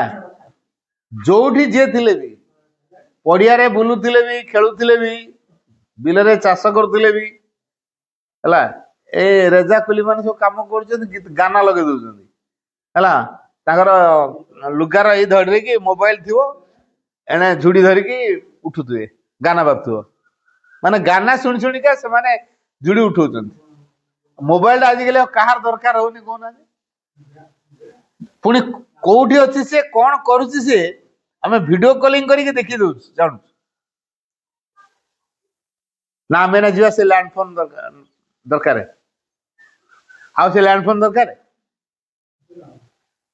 ତେଣୁ ଯୋଉ ଯୁଗ ପାଇଁ ଯୋଉ ଜିନିଷ, ବର୍ତ୍ତମାନ ଅତିମାନସ ଯୁଗ ପାଇଁ ଆମେ ଅତିମାନସ ଧାରାଟାକୁ ଦେଖିବା। ପୁରାତନ ପୁଣି କଣ କହିଲା, ଆମେ କାହିଁ ତାକୁ ନେଇକି କମ୍ପେୟାର କରୁଛୁ? ନା ଏମିତି ତ କେହି ହେଇନାହାନ୍ତି, ସଦାଟ ହେବେନି। ଭୁଲ କଥା। ବର୍ତ୍ତମାନ ସମାଜ ଯୋଉ ନୂଆ ଧାରାକୁ ଆପଣେଇଛି, ସେଥିରେ 3ଟା ଜିନିଷ ଗୁରୁତ୍ୱପୂର୍ଣ୍ଣ। କଣ କଣ ମୁଁ 3ଟା କଥା ଖାଲି କହୁଛି, ଆଉ ତ ବହୁତ ଦିଗ ଅଛି, ମୁଖ୍ୟ ପଏଣ୍ଟ 3ଟା ମୁଁ କହୁଛି। ସେଟାକୁ କୁହାଯାଇଛି ଅତି ମାନବ ଚେତନା। ମା ତା ନାଁ କଣ ଦେଲେ? ଅତି ମାନବ। ମୁଁ ଅତି ମାନସ କଥା କହୁନି, ଅତି ମାନବ ଚେତନା। ଗୋଟେ ଚେତନା ଯୋଉଟା କି ଅତି ମାନବ ତିଆରି କରେଇବ। ଭୌତିକ ସ୍ତରରେ ଆମ ବଡିକୁ ପୁରା ବଦଳେଇକି ଗୋଟେ ନୂଆ ବଡି ତିଆରି କରେଇବ, ଯୋଉ ବଡିରେ ଆମେ ଅତି ମାନସକୁ ଗ୍ରହଣ କରିପାରିବା ଏବଂ ଅତି ମାନବଟେ ହେଇପାରିବା। ତେଣୁ ସେ ଚେତନାକୁ କୁହାଗଲା ଅତି ମାନବ ଚେତନା, ଯୋଉଟା 1969 ମସିହା ଜାନୁଆରୀ 1 ତାରିଖ ଦିନ ହେଇଛି। ଆଚ୍ଛା, ଜାନୁଆରୀ 1ଟା କେତେବେଳେ ପଡେ? ଡିସେମ୍ବର 31 ରାତି 12ଟା ପରେ ଆମେ ସବୁ ମିଡନାଇଟ୍ ମେଡିଟେସନ କରି ପକଉଛୁ, ହେଲା। ମିଡନାଇଟ୍ ମେଡିଟେସନ ହେଇଯାଉନି ସେ ସମୟରେ? ଠିକ ସେ ମଧ୍ୟରାତ୍ରି ସମୟରେ ମା ଦେଖୁଛନ୍ତି ଗୋଟେ ନୂତନ ଚେତନା ମାଙ୍କ ପାଖକୁ ଅବତରି ଆସିଛି। ଏଇ ଯୋଉ ନୂଆ ଚେତନାଟା ଅବତରି ଆସିଛି, ଏଥିପାଇଁ ଗ୍ରହଣ କରିବା ପାଇଁ କୌଣସି ପ୍ରସ୍ତୁତିର ଆବଶ୍ୟକ ନାହିଁ। କାରଣ ସିଧାସଳଖ ଭୌତିକ ସ୍ତରକୁ ଅବତରଣ କରିଛି, ସିଧାସଳଖ ସ୍ତରରେ କାମ କରୁଛି। ମା ଜାଗ୍ରତ ଅବସ୍ଥାରେ ଜାଣୁଛନ୍ତି, ସଚେତନ ନଥାଇକି ମଧ୍ୟ ଅନୁଭବ କରୁଛନ୍ତି। ଏଥିପାଇଁ ଏକାଗ୍ର ହେବା କିଛି ଆବଶ୍ୟକ ନାହିଁ। ପ୍ରାର୍ଥନା ବା ଅଭିସାର କିମ୍ବା ଓପନିଂ ର କିଛି ଆବଶ୍ୟକ ନାହିଁ। ମଧ୍ୟରାତ୍ରିରେ ମାଙ୍କ ପାଖକୁ ସେଟା ଆସିଲା। ମାଙ୍କ ପାଖରେ ସେ ରହିଲା, 2 ଘଣ୍ଟା ପର୍ଯ୍ୟନ୍ତ ରହିଲା। ତାପରେ ମା କଣ କଲେ? ଯେହେତୁ ଏ ନୂଆ ଚେତନା, ଗୋଟେ ନୂଆ ବାର୍ତ୍ତା, ନୂଆ ସମାଜ, ନୂଆ ଜଗତ, ନୂଆ ବର୍ଷର ସକଳ ପ୍ରକାର ସଦିଚ୍ଛାର ଭାବକୁ ଧରିକି ଆସିଛି, ତେଣୁ ଏଇ କଥାଟା ସମସ୍ତଙ୍କୁ ଜଣେଇବା ଦରକାର। 3 ଜଣ ଲୋକ ସେ ସମୟରେ ସଚେତନ ଥିଲେ। ମା କଣ କଲେ? ତାଙ୍କରି ପାଖକୁ ପ୍ରେରଣ କରିଦେଲେ। ସେ 3 ଜଣ ଅନୁଭବ କଲେ। ତାପରେ ମା ବନାନୀ ବନାନୀ ବନାନୀ କହି ସକାଳୁ ଯାହାକୁ ଦେଖିଲେ ବନାନୀ ବନାନୀ ବନାନୀ କହିଲେ। ତାର ଉଦ୍ଦେଶ୍ୟ କଣ? ନା ଗୋଟେ ନୂତନ ବର୍ଷ ନୂଆ ସମ୍ଭାର ଆଣିକି ଜଣଉଛି। ମା ଏଟା ଉପଲବ୍ଧି କରିଛନ୍ତି। ତେଣୁ ସେଇଟା ସଞ୍ଚରଣ କରୁଛ ସମସ୍ତଙ୍କ ପାଖକୁ। ଏ ଯୋଉ ନୂଆ ଚେତନା ନୂଆ ସମ୍ଭାର ଆଣିଛି, ସେ ନୂଆ ଚେତନାର ନାଁ ହେଲା ଅତି ମାନବ ଚେତନା। ତାର ତିନିଟା ବିଶେଷ ଗୁଣଧର୍ମ ରହିଲା। କଣ ସେ ତିନିଟା ଜାଣିଛନ୍ତି? ଗୋଟେ ହେଲା ହିତୈଷିତା। ହିତୈଷିତା ମାନେ ଅନ୍ୟମାନଙ୍କର ହିତ ସାଧନ କରିବା, ଅନ୍ୟମାନଙ୍କର ମଙ୍ଗଳ କାମନା କରିବା, ଅମଙ୍ଗଳ ନୁହଁ, କେବେ ନୁହଁ। ଯଦି ଆମର କାହା ପ୍ରତି ଗୋଟେ ଅମଙ୍ଗଳ ଭାବନା ତିଆରି ହଉଛି, ମୁଁ ଗୋଟେ ସର୍ଟକଟ ଉପାୟ ବତେଇବି, ଯୋଉଟା ମା ଲେଖିଛନ୍ତି ମାତୃରଚନାବଳୀ 15 ଭାଗ ବହିରେ। ମୁଁ ସେଇ କଥାଟା କହୁଛି। ସପୋଜ ମୋର ଅପାଙ୍କ ସହିତ ମତାନ୍ତର ହେଇଛି, ମୋ ଅପାଙ୍କ ବିରୁଦ୍ଧରେ ବାରମ୍ବାର କହୁଛି, ତାଙ୍କର ଅମଙ୍ଗଳ ବି କାମନା କରୁଛି, ଏଇଆ ହେଇଯାଆନ୍ତା କି, ସେଇଆ ହେଇଯାନ୍ତେ, ସେଇଆ ହେଇଯାନ୍ତା କି। ଏଇଟା ଆମ ସାଧାରଣ ସମାଜରେ ଏଇଟା ହଉଛି କି ନାଇଁ? ହଉଛି। ଆମେ ସିନା କହୁନୁ କାହାକୁ, କିନ୍ତୁ ଆମ ଭିତରେ ଭାବଟା ଅଛି ନା ଆଉ, କିନ୍ତୁ ଆମେ କହୁନୁ ଏ ଭାବଟା। ମା କହିଲେ ତମ ଭିତରେ ଯୋଉ ଭାବନା ଆସୁଛି ତମେ ତାକୁ ତମ କାଗଜରେ ଲେଖିଦିଅ। ଅପାଙ୍କର ଏଇଆ ହେଇଯାଉ, ସେ ହଇରାଣ ହୁଅନ୍ତୁ, ଭଲ କି କାନ୍ଦନ୍ତୁ, ତାହେଲେ ମତେ ଟିକେ ଖୁସି ଲାଗିବ। ଲେଖ। ଯୋଉ ଅମଙ୍ଗଳଟା ଭାବୁଛି ମୁଁ ସେଟା କାଗଜରେ ଲେଖି ହେଲା, ଯାହା ଯାହା ଭାବିଛି ଲେଖିଲି। ଆଉ ବର୍ତ୍ତମାନ ମୋ ଭାବନାଟା ରୂପ ନେଲା କୋଉଠି? କାଗଜରେ। ତାପରେ ସେ କାଗଜଟିକୁ ମାଙ୍କୁ ସ୍ମରଣ କରିକି ମାଙ୍କ ପାଖରେ ଥୋଇଦେବେ, ତାପରେ ନେଇ ଆସି ଚିରିଦେବେ। ତାପରେ ଦେଖିବେ ଆପଣଙ୍କର ଏଇ ଭାବନାଟା ଚିରି ହେଇଯିବ। ଯୋଉ ମନ୍ଦ ଭାବନାଟା ଥିଲା ଅପାଙ୍କ ପ୍ରତି, ସେ ଭାବନା ଆଉ ରହିବନି। ଭାବନାଟା ଚିରି ହେଇଗଲା, କାରଣ ଭାବନାଟା ଯାହା ଥିଲା ବର୍ତ୍ତମାନ କାଗଜକୁ ଲେଖା ହେଇଯାଇଛି, ସେଥିରେ ପ୍ରକାଶ ପାଇଛି। ବର୍ତ୍ତମାନ ସିଏ ଚିରି ହେଇଗଲା ମାନେ ଭାବନାଟା ଚିରି ହେଇଗଲା। ଯାହାଫଳରେ ଆଉ ଥରେ ସେ ଭାବନା ସେ ଅପାଙ୍କ ପ୍ରତି ଆସିବ ନାହିଁ। ମାତୃରଚନାବଳୀ 15 ଭାଗ ବହିରେ ମା ଏଇଟା ଲେଖିଛନ୍ତି। ତେଣୁ ଗୁଡୱିଲ ଶୁଭେଚ୍ଛାର କଥା ଯୋଉ କୁହାହଉଛି, ଯୋଉ ନୂଆ ଚେତନା ପ୍ରଥମ ଧାରା କଣ କହିଲି? ଶୁଭେଚ୍ଛାର ଗୁଣ ରଖିଛି। ତେଣୁ ଆମର ଯଦି ପରସ୍ପର ଭିତରେ ଶୁଭେଚ୍ଛାର ଭାବ ନାହିଁ, ଅନ୍ୟ ଜଣଙ୍କର ମଙ୍ଗଳ ଆମେ ଚିନ୍ତା କରୁନୁ, ତାର ମଙ୍ଗଳ ହେଲେ ମୋର କଣଟା ହବ ଆମେ କହୁଛୁ ନା ନାଇଁ? ତାର କୋଠା କଲେ ମୋର କଣ ହବ? ତାର ଗାଡି କଲେ ମୋର କଣ ହବ? ମୁଁ ଖାଲି ଚିନ୍ତା କଲି ତାର ଗାଡି ହେଲେ ମୋର କଣଟା ହବ? ତାର ଖୁସିରେ ମୁଁ ଖୁସି ହେଇପାରିବି ନା ନାଇଁ? ନା, ହେଇପାରୁନି। କାହିଁକି ନା ମୋର କିଛି ହଉନି। ମୋର ଯଦି ମ୍ୟାଟେରିଆଲ ତାର ହେଲା, ମୋର ସେମିତି ଯଦି ହେଇଥାନ୍ତା ତାହେଲେ ମୁଁ ଖୁସି ହେଇଥାନ୍ତି। ତା ଭଳିଆ ଯଦି ମୁଁ ହେଇଥାନ୍ତି ତାହେଲେ ମୁଁ ଖୁସି ହଉଥାନ୍ତି। ତାର ହଉଛି, ମୋର ହଉନି, ମୁଁ ଖୁସି ହେବି? ମ୍ୟାଟ୍ରିକ ପରୀକ୍ଷା ଦେଇଛୁ, ତାର 95% ମାର୍କ ରଖିଲେ ମୁଁ ଭୋଜି ଦେବି ବୋଲି କହୁଥିଲି, ଖୁସି ହେଇଥିଲି ହେଲା। କିନ୍ତୁ ଏମିତି ପରିସ୍ଥିତି ହେଲା ଯେ ଫେଲ ହେଇଛି। 95% ରଖିଥିଲେ ଭୋଜି ଦେଇଥାନ୍ତା, ବର୍ତ୍ତମାନ ଫେଲ ହେଇଛି। ସ୍ପେଶାଲ ପାର୍ସଲ କରି ଭୋଜି ଦେୟ। ପାର୍ସଲ କାହିଁ ନା ଭାଇ ମୁଁ ଫେଲ ହେଇଛି, ସେ ଖୁସିରେ ଆଜି ଗୋଟେ ସ୍ପେଶାଲ ପାର୍ସଲ ଡକେଇଛି, ଭାଇ ଭାଇ ଆସିବେ ହେଲା, ଖୁସିରେ ପାର୍ସଲ କରିବ। ପିଲା ଫେଲ ହେଇଛି, ହବ କି? ପିଲା ଗୋଟେ ଭଲ ଚାକିରି ପାଇଛି, ବଡ ପୋଷ୍ଟ ଗୋଟେ ପାଇଗଲା। ବହୁତ ଦିନଠୁ ଚାହୁଁଥିଲେ ଆପଣ ପିଲାଟା କେମିତି ପାଇଯାଆନ୍ତା ହେଲା, ପାଇଗଲା। ତାପରେ କଣ ହବ କୁହନ୍ତୁ? ଭୋଜିଟା ଦେବାକୁ ଚାହିଁବେ ନା ନାଇଁ?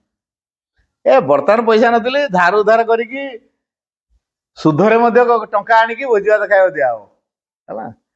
କାରଣ ଏଟା ଆଣିଲେ ବି ସେ ସୁଧ ବଡ ଅଫିସର ହେବ ନା, ମାସକୁ 1000 ଟଙ୍କା, ଲକ୍ଷ ଲକ୍ଷ ଟଙ୍କା ଦରମା ପାଇବ ସୁଧ।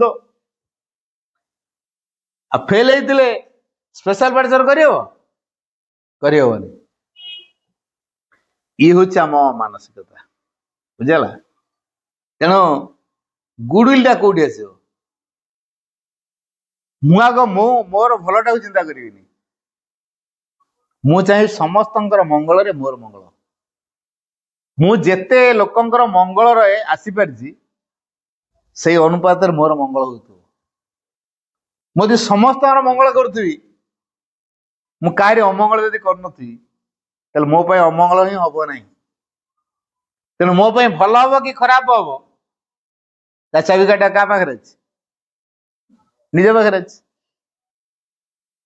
अन्य जने मत भल व्यवहार दब कि खराब व्यवहार दब ता चाबिकाठी आम पाखे अच्छी भाई मो प्रति बर्तमान भल व्यवहार देखेबे कि आड़े जीवे एटा मो पाखे चाबिकाठी मुझे भाई केतल आसले भाई भल अच्छे ना बहुत दिन पर देखा कई गोटे प्रेममय भाव आम आलिंगन करदेलु तापर कौन हम भाई राग मो प्रति रहा मोर से भाव ना ए सतोष कौन ए बुलूँ यार साढ़े कौन धंदा किसी ए बुलिक लोक खाली एजेंटशिप कराऊँ खाली पटाऊँ कर गोटे गोटे पुलिस है ये कौन धंदा माँ पाक आसी देखिए LIC कथा कहे माँ मो LIC ना यही कथा LIC हाँ मुझे प्रकार भाव रखी भाई मत देखा कौन करेंगे ऑटोमेटिक साइड है ऑटोमेटिक साइड क्या पलैबे यहाँ हम कहीं मुझे जो भाइब्रेशन रखी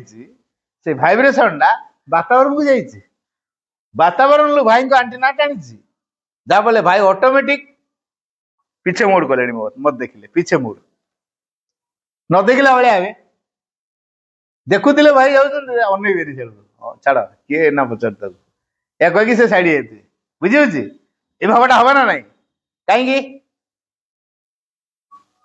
तेना अन्य जड़े भल हम कि खराब हम एटा आम उपर निर्भर करे मुझे चाहूँगी अन्य माने मते प्रेमपूर्ण व्यवहार करंतु ताले मते प्रेमपूर्ण आचरण करने को पड़िबो मुझे चाहूँगी अन्य माने मते सम्मान दियंतु ताले मते प्रति मुहूर्त रे सम्मान योग्य होवा को पड़िबो मु सम्मान योग्य हेबी नहीं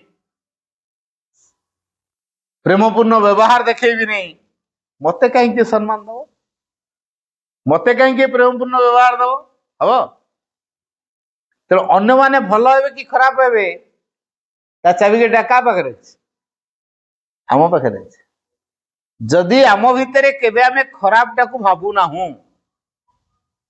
अमंगल जिनस को मुंडे ढुकऊ ना कपट बुद्धि कपट चिंता को आमे प्रशय दौनु कपट कौन कि माने शुणिया भारी मीठा लगे भितर विष भरिकी थाए यहाँ हूँ कपट है बढ़िया बढ़िया मधुरा मधुरा कथा कह दिया काम संपूर्ण उल्टा एटा कपट भितर गोटे भाव अच्छी बाहर देखा आउ गोटे अच्छी एटा कपट एतिर हितैषिता तैयारी हेनी कपट भाव थिया पर्यंत आम भितर अन्य मान प्रति मंगल भावना सृष्टि करिया संभव हो पारिबो नाही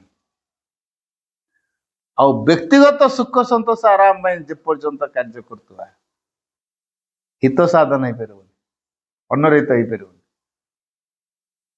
पार है माँ गोटे बढ़िया पानी देले निजर व्यक्तिगत संकीर्ण जीवन को नहीं व्यस्त रहिबाठु बड़ी कदर्य वस्तु ए संसार रे आउ किछि नाही बाणी मनला आउतर कुछ निजर व्यक्तिगत संकीर्ण जीवन को नहीं व्यस्त रहिबाठु बड़ी कदर्य वस्तु ए संसार रे आउ किछि नाही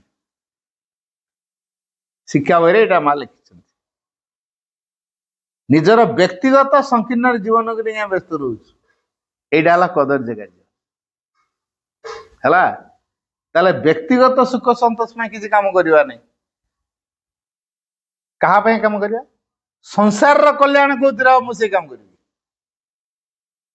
जमी अन्य माने उपकृत हे हूँ तो कमेंट रे आमको बाहर ले गोपबंधु गोपबंधु चलला सेकेंड गोपबंधु बाहर या तो कमेंट करी आमको करंतु असुविधा कौन लोके कह कहतु असुविधा कौन लोक मान काम हो कहवा से कहे तापर भी आमे भलटा करवा ना आ लोक कहले बोले आम भलटा कर छाड़ी भूलटा कर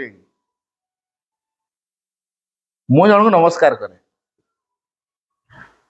से तार आड़ा कि मत नमस्कार जनाए सदा देखी नहीं जानी हाँ भाई नमस्कार अनुरोध हाँ भाई नमस्कार अनै जीवन दीथर तीन थर होता मुझे जानी तार नेचर टाइम भाई मत कह कहीं नमस्कार हूँ तो नमस्कार कौन किसी मत नहीं ना देख ना तू नमस्कार टा कर न चाहला भाया न जानला भाया आड़े पड़ू जाऊ मोर कौन असुविधा तार अहंकार तार अज्ञानता से मत प्रति नमस्कार टा जनाऊनी तो खराब गुण ता खराब गुण से मत प्रति नमस्कार टा जनाऊनी ता बोली मु कहीं मो भल गुण टा छाड़देवी मत कह भल मैथमेटिक्स पाठ पढ़ाऊ तू मत भी फर्मुला पकेलु आला मु मैथमेटिक्स पढ़ाए भल मैथमेटिक्स फर्मुला मोटी आप्लाय करुचु मु कहली सीए ता खराब गुण से मत नमस्कार टा कला नहीं हेले मो भल गुण मु नमस्कार करुची मु कहीं मो भल गुण टा छाड़ दे मत कह कौन ठीक कथा जड़े खराब है बोली आम खराब हो आम कि कौन कौ डायलॉग जेसा को तेसा नहीं कि सी जमी आम सेमती हवा ना सी आम प्रति कपट आचरण कर कपट करियानी सी आम प्रति हिंसा आचरण कर हिंसा आचरण करियानी आमर उल्टा प्रश्न या हूँ कि नहीं ना ए जीवन आमको प्रत्याख्यान करिया पड़ियो अन्य जन आम प्रति निष्ठुर होची ता माने न आम निष्ठुर हवा अन्य माने आम प्रति प्रतिक्रिया पूर्ण होची प्रतिहिंसा परायण भाव रखी आम भी प्रतिक्रिया प्रतिहिंसार मुक्त रहिबा दरकार सी जहा करची मु सेटा हेबिनी मु स्वतंत्र हेबी ता भली हेबी ना ताल गुडुली आसो मोर भल हवाटा कोठी अछि अन्य मानक पाखरु ही आसीओ भलटा जदि लक्ष लोक जन को आशीर्वाद देदेवे मनुष्यटा देवता हो लक्ष लोक जन को अभिशाप देदेवे से मरज तो अनेक लोक चेतनागत भाइब्रेशन अच्छी ना नहीं अच्छी मत क्वेश्चन कले ट्रेन दुर्घटना है बालेश्वर पाखे एत लोक मरीगले केमी से तो सब तीर्थ कर जाइए तमें जानुच से तीर्थ करी जाइए या तो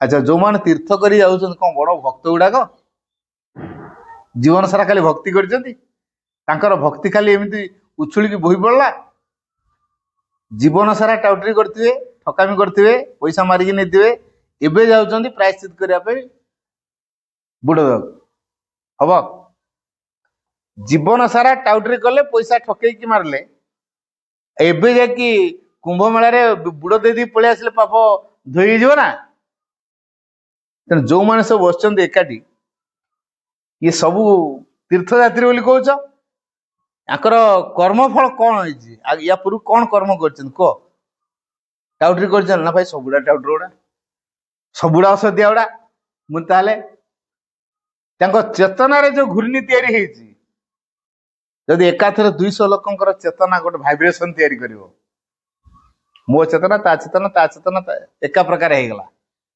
से गोटे विराट कंपमान तैयारी करिवो जाफल से चेतनार जो घूर्णी तैयारी हेगला रास्ता अथवा ट्रेन को टाणी के आनला बा ट्रेन को दुर्घटना करने में यथेष्ट हेगला आ तुम कह सब तपस्या करुले लोक गुड़ाक पुण्यवान व्यक्ति गुड़ाक क्या कुंभ मेला को जाइए केम दुर्घटना है बाहू तीर्थ को जाइए केमती दुर्घटना है तो तीर्थयात्री गाड़ी दुर्घटना हेले तार कारण हूँ एबे सीना तीर्थ को बाहर पाप को धोइया जीवन जो एपर्यंत बीतिक आस को प्रकार भाव ठकामी असत अन्याय मिछ एसबू पार पाई ये बुड़ गोटे देदेवे तेणु गुड़ाए लोक से सामान चेतनार एकाठी जीवे चेतनार जो घूर्णी तैयारी हम कौन हम खंडिया भूत देखते ना खंडिया भूत ता चक्कर भितर काठी कुटा धूली बाली सब को एकाठी कर पकाए है तेणु पाखरे थिबा कागज को ता घूर्णन भितर को से टाणी आनुची कि नहीं ठीक से भाया मनीष मान दुष्ट लोकंकर जो चेतनार जो भाइब्रेशन असुविधा को डाकिक विपद को डाकी दायी किए निजे ना अन्य किए निजे दायी आठी क्या दायी कर भगवान निष्ठुर हो गले एत लोक जीवन नहीं गले महाविपत्ति ये कहबार कि ना सेमानकर चेतनागत त्रुटि जो थिला ताकू के ठहरईचु कि शुद्धिकरण करिया साहाय्य करचु कि तेणु गुडविल कौन गुडविल है समस्ते गोटे गोटे भगवान तेणु जड़े भगवान आउ जड़े भगवान प्रति प्रेमपूर्ण भाव में व्यवहार करिया दरकार बर्तमान साइकिक लॉ जो चलती सेटा होची केवल फुल ऑफ लव छुआ माने मानु नाहंती मानिबे केवल लव रे हला सूत्र बतई देली छुआ माने मानिबे केवल लव द्वारा अपन छुआ को श्रद्धा करंतु भल पांतु सांग हुंतु तार प्रत्येक काम अपन अंशीदार हुंतु सांग भलिया से फील करू तापर देखिए से भूल कले भी आसी कहि परियो भूल कहला पर भी अपन उदारतार क्षमा दे पारे आउ ठीक टा कौन देख कही दौथे जन दौथे ताल से भूल का अपने तेणु प्रेमपूर्ण भाव द्वारा वर्तमान विकास को संभव कराई पार तेणु अन्य मान प्रति गोटे प्रेमपूर्ण भाव रहा दरकार आम प्रेम कौन अच्छे बड़ पिला हो छोट पिला हो बड़ पिला बोले आम जहाँ कहे मिनिमम तो 15 वर्ष पर पिला ना माँ कहले आफ्टर 14 वर्ष पर चॉइस ऑफ फ्रीडम अब किसी कही पारे मुक्त भाव पसंद कर अधिकार आसीगला 14 वर्ष पर से मुक्त भाव निजे बाछे संसार कौन कले मंगलदायी हो पारि मोर काम कौन है संसार मंगल काम कर मो चिंता कौन है समाज हित हम भगवान कथा पछ कथा आग तो संसार हम ना संसार रे आम गाँव उन्नति केमती कर आग से गाँव को आखिया कौन ना मो गाँव समस्त के भल पाठ पढ़े गरीब रे खटिकिया रे समस्ते केमती रोजगार क्षम हे कौन व्यवस्था करवा जी चिंता कर गाँव विकास से तार माइंड टा प्रसारित ना छुटिया ए संसार बासिला मोर कौन है आपे बंची बापर ना या कहीकि आम कौन करुचु निज सीमित चिंता भितर बांधी ना तेणु 15 वर्षर पर पिला से निजे बाछे किंतु आमे तांका आखि आगे एमती गोटे परिवेश तैयारी करथिबा जो परिवेश केवल भलटा ही खराबटा न जदिवा खराबटा रहिला पिला भितर गोटे भल प्रति भल पाइबाटा तैयारी करथिबा जाबले संसार भलटा को ही बाछिबो माँ लिखिले गोटे बाणी रे to do good one must have a good taste भल करिया कहले जनकर भल प्रति गोटे रुचि रही दरकार टिके नहीं भल करिया कहले भल प्रति रुचि रहा दरकार तेन छुआ भल करू भल को भल पाई शिखले तो से संसार भलटा को आछिबो आमे सबुठ भल बोली कोड़ा जानछु आमे जहाँ जानते जहाँ शिखा आमे दुनिया सब भल बोली कौन जानछु अच्छा कौन भगवान आउ भल किसी अच्छी आमे तो भगवान को भल बोली कही पारनु दृढ़तार सहित कही पारनु भगवान को बाणी आम जीवन को बदले से विश्वास आम रखी पारनु छुआ को भरसा कर केमती हम आमर भरसा नहीं छुआ भरसा करियो आमे विश्वास करनु भरसा करनु अन्य क्या कह तो माँ को विश्वास कर भरसा कर कह हम नहीं चल गुडविल केमती आसो निस्वार्थपर हेले निरहंकार हेले आत्मजयी हेले अकपट हेले विनयी हेले हम अन्य मान मंगल चिंता कर तेणु अन्य मान मंगल न हेले आम अति मानस फिट नु मन रखी द्वितीय सूत्र ट्रांसपेरेंसी स्वच्छता स्वच्छता माने कौन ये गोटे ग्लास लगी ग्लास आरपटे जहाँ अच्छी देखुची ना नहीं कि टच करी कि ग्लास टा जेहेतु रही आरपटे कौन अच्छी मतलब देखा କିନ୍ତୁ ମୁଁ ଆଉ ଛୁଇଁ ପାରିବି କି? ଛୁଇଁ ପାରିବି। ସେମିତି ଭିତର ଆଉ ବାହାର ଦିଟାକ ସମାନ ହବ। ସ୍ୱଚ୍ଛତା ହେଲା, ଭିତର ଆଉ ଏ ଦିଟାକ ସ୍ୱଚ୍ଛ ହବ। ଅର୍ଥାତ୍ ଭିତରେ କପଟ ଭାବ ରହିବନି, ବାହାରେ ମଧ୍ୟ ଏଟା ହବ। ବୁଝିପାରୁଛି? ତେଣୁ ଭିତର ବାହାର ଦିଟାକ ସମାନ ହବ। ସ୍ୱଚ୍ଛ, ଏଇଟା କୁହାଯାଏ ସ୍ୱଚ୍ଛତା। ଆଉ ଗୋଟେ ହେଲା ହାରମୋନି, ସଂଗତି।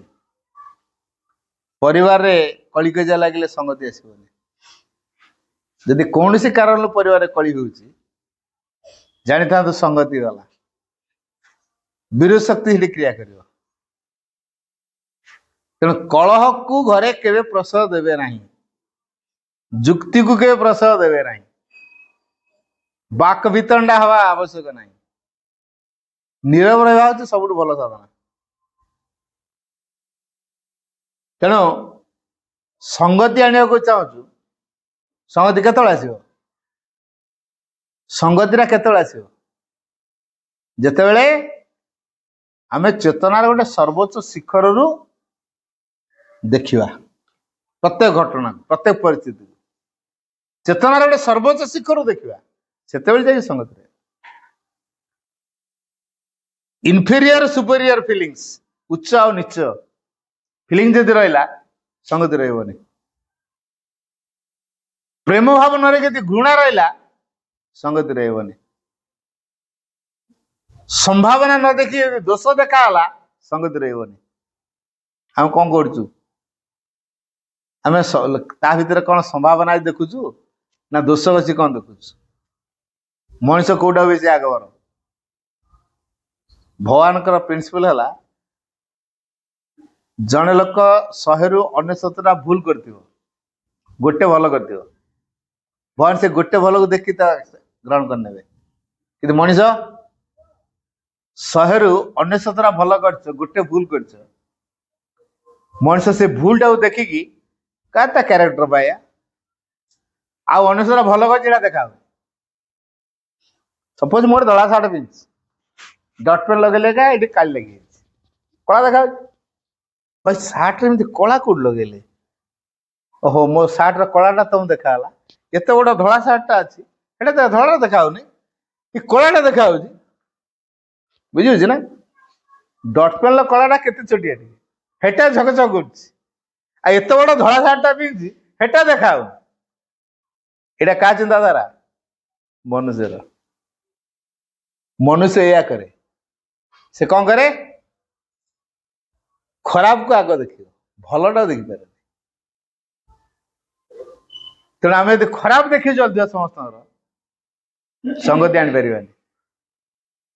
ଆଉ ଯଦି ଜଣଙ୍କ ଖାଲି ଭୁଲ ବାଛିବା ଗୁଣ ଅଛି, ୟାର ଭୁଲ ବାଛିବ, ତାର ଭୁଲ ବାଛିବ, ତାର ଭୁଲ ବାଛିବ, ସେ ଦୁନିଆରେ ଏକାଠି ଏସବୁ ଭୁଲ କରୁଛି, ଏ ଭୁଲ କରୁଛି, ସେ ଭୁଲ କରୁଛନ୍ତି, ଏସବୁ ଭୁଲ କରୁଛନ୍ତି। ବାବା କେବଳ ଦୁନିଆରେ ଏକା ମୁଁ ଠିକ, ଆଉ ସବୁ ଭୁଲ। ଅହଙ୍କାର କାମ କରିବ। ତେଣୁ ସଂଗତି ରଖିବାକୁ ହେଲେ ଆମକୁ ଦୋଷ ନ ଦେଖି ସମ୍ଭାବନା ଦେଖିବାକୁ ପଡିବ।